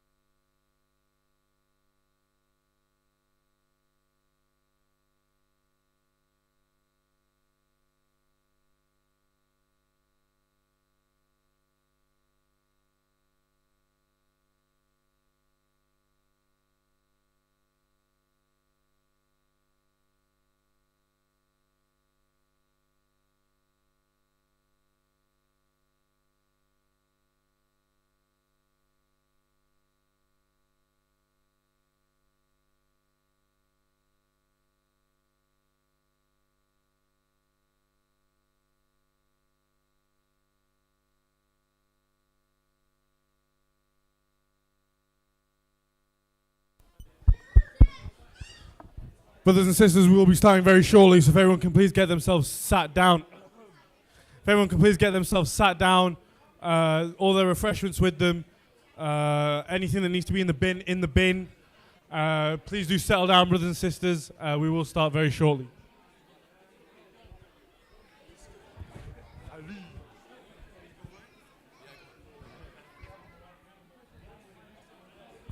Again, brothers and sisters, please do settle down. We will be beginning very shortly. Salawat.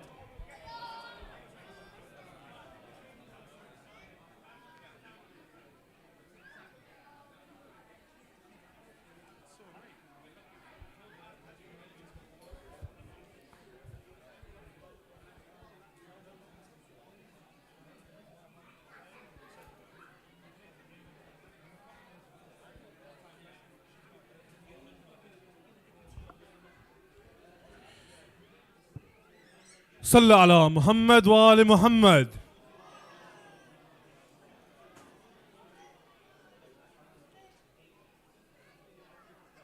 Assalamu alaikum everyone.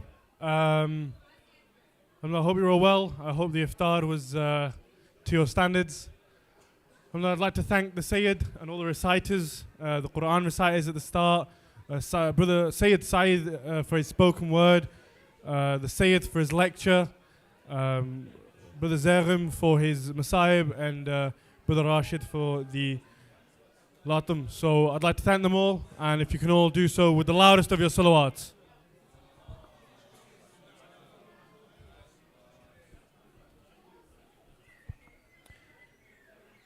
Inshallah, brothers and sisters, tonight's itinerary will be a short talk after this by Muhibban Youth Foundation. Following this will be some Quran by Mullah Rashid Haider, then Dua Iftitah by Mullah Rashid Haider, and then after this will be the Amal and Du'as and Quran. Obviously the Amal led by the Syed. So there'll be some Quran, and then obviously Dua Joshin Kabir, inshallah the whole thing, and Dua Toba as well. As well as this, brothers and sisters,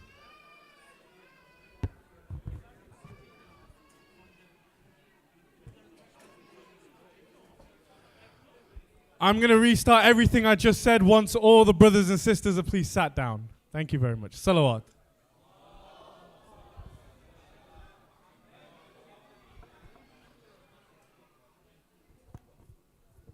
Assalamu alaikum everyone. Again, I welcome you all today to the fifth night of our 6-night program with Syed Ammar Ali Naqvi, brought to you by ELIF in collaboration with Mancom and Muhibban Al-Mahdi. Inshallah, tonight's plan even, following this will be a short talk by Muhibban Youth Foundation on what it is they do and who they are. Then some Quran by Mullah Rashid, followed by Dua Iftitah, also by Mullah Rashid. Then during the night from around 10 o'clock towards 2 a.m. there'll be Amals and Du'as, obviously the Amal led by the Syed, and Dua Joshin Kabir, and a few more Du'as and a few more reciters with Quran. Salawat.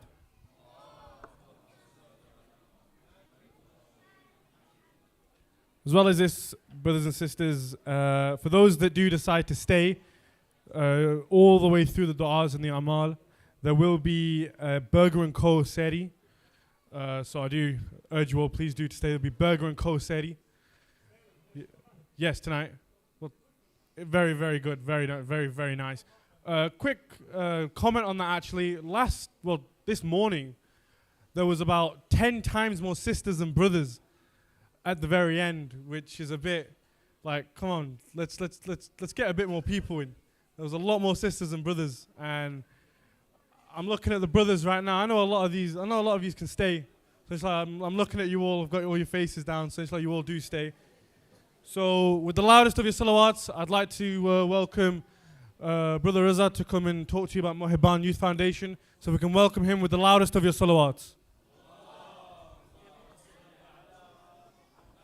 They'll settle down in time.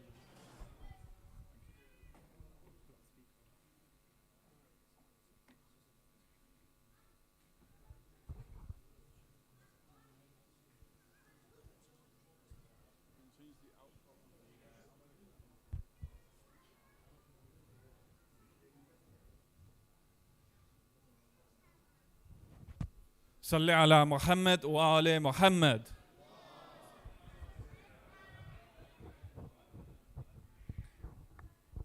Assalamu alaikum, brothers and sisters. For those of you that don't know me, my name is Raza. I'm here today to briefly talk to you about one of the partnering organizations of the 2024 Ramadan series that we've been having. Alhamdulillah, we've had a fabulous 5 nights filled with fantastic lectures, words of wisdom by our esteemed Syed Ammar Ali Naqvi. So we're very privileged and very honored to have him with us for the 6 nights. Fabulous reciters. We've had Brother Zaygam, Brother Rashid, and everyone that's participated. You know, it's been a phenomenal event, and it's really a credit to our community, and it's a testament to all the hard work and a fostering of unity and collaboration across all 3 organizations, which we're really proud to be part of. So if I could just take a few minutes of your time, if I could ask both the brothers and the sisters, particularly at the back, just to take a seat. Inshallah, we will get the program underway. But I just want to talk to you for a few minutes about some of the work that Muhibban Al-Mahdi Youth Foundation is doing in Manchester, in Greater Manchester and afar, and how with your support we can take that further and hopefully give you a bit of information about who we are and what we do. Salli ala Muhammad wa ali Muhammad.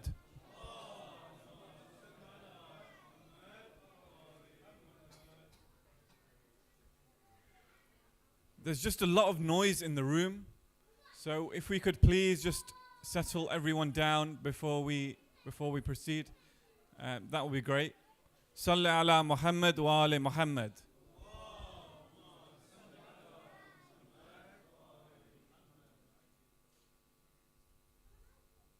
And one more please, salawat.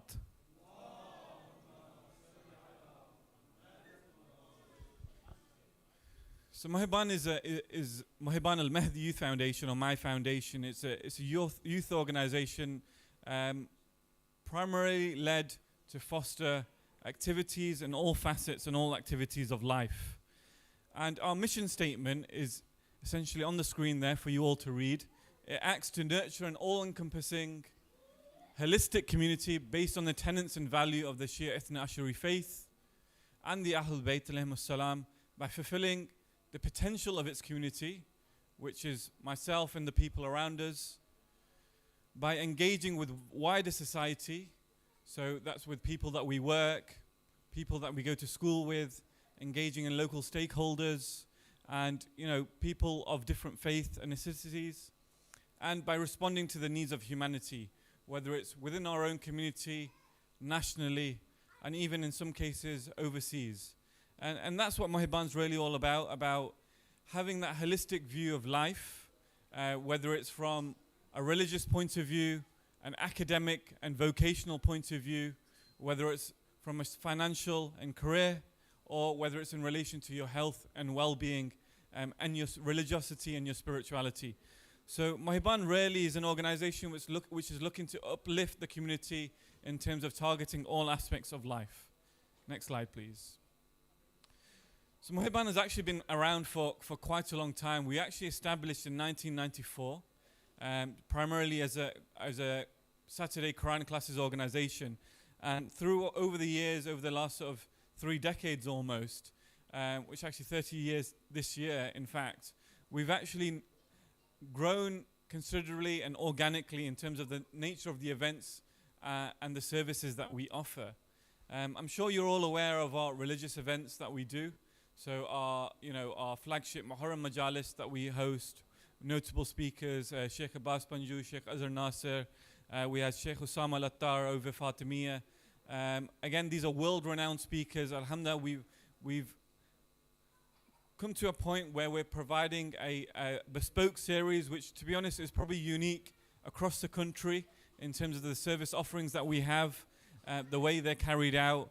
And alhamdulillah, that's all been possible due to the support and the collaboration of organizations and of the community. So that's one aspect of Muhibban. In terms of what else we do that a lot of people may not necessarily be familiar with, is a lot of work we do in the background in terms of grassroots organizational work with the community on an individual basis. So we have another branch of the organization called MYF Aspire. So what MYF Aspire does is to nurture talent and youth within our community in terms of providing guidance, whether it's related to career planning, educational advice, help networking in terms of professionals. Alhamdulillah, across the organization we have a directory of professionals and people within the community from all facets. So whether it's in healthcare, whether it's in finance, whether it's in social media or marketing, we have a multitude of breadth and resources within our community. And what MYF Aspire does is tries to engage and link those networks that we have within our community to help inspire, help prosper, and help grow individuals and talents with our community, so they can represent us all effectively on a bigger stage and bigger platform. And another project that we run is Club 313, which is looking at the social and the recreational activities of our youth in terms of providing a platform for social engagement, fostering positive and healthy relationships, and how to engage and develop those relationships with other people from different backgrounds, but particularly within our own community, whether it's Pakistani community, whether it's the Iraqi community, whether it's the Iranian community, the Afghani community. We hold events, particularly for the youth, weekly basis to try and engage them, and that's what Club 313 does, and I'll touch on that.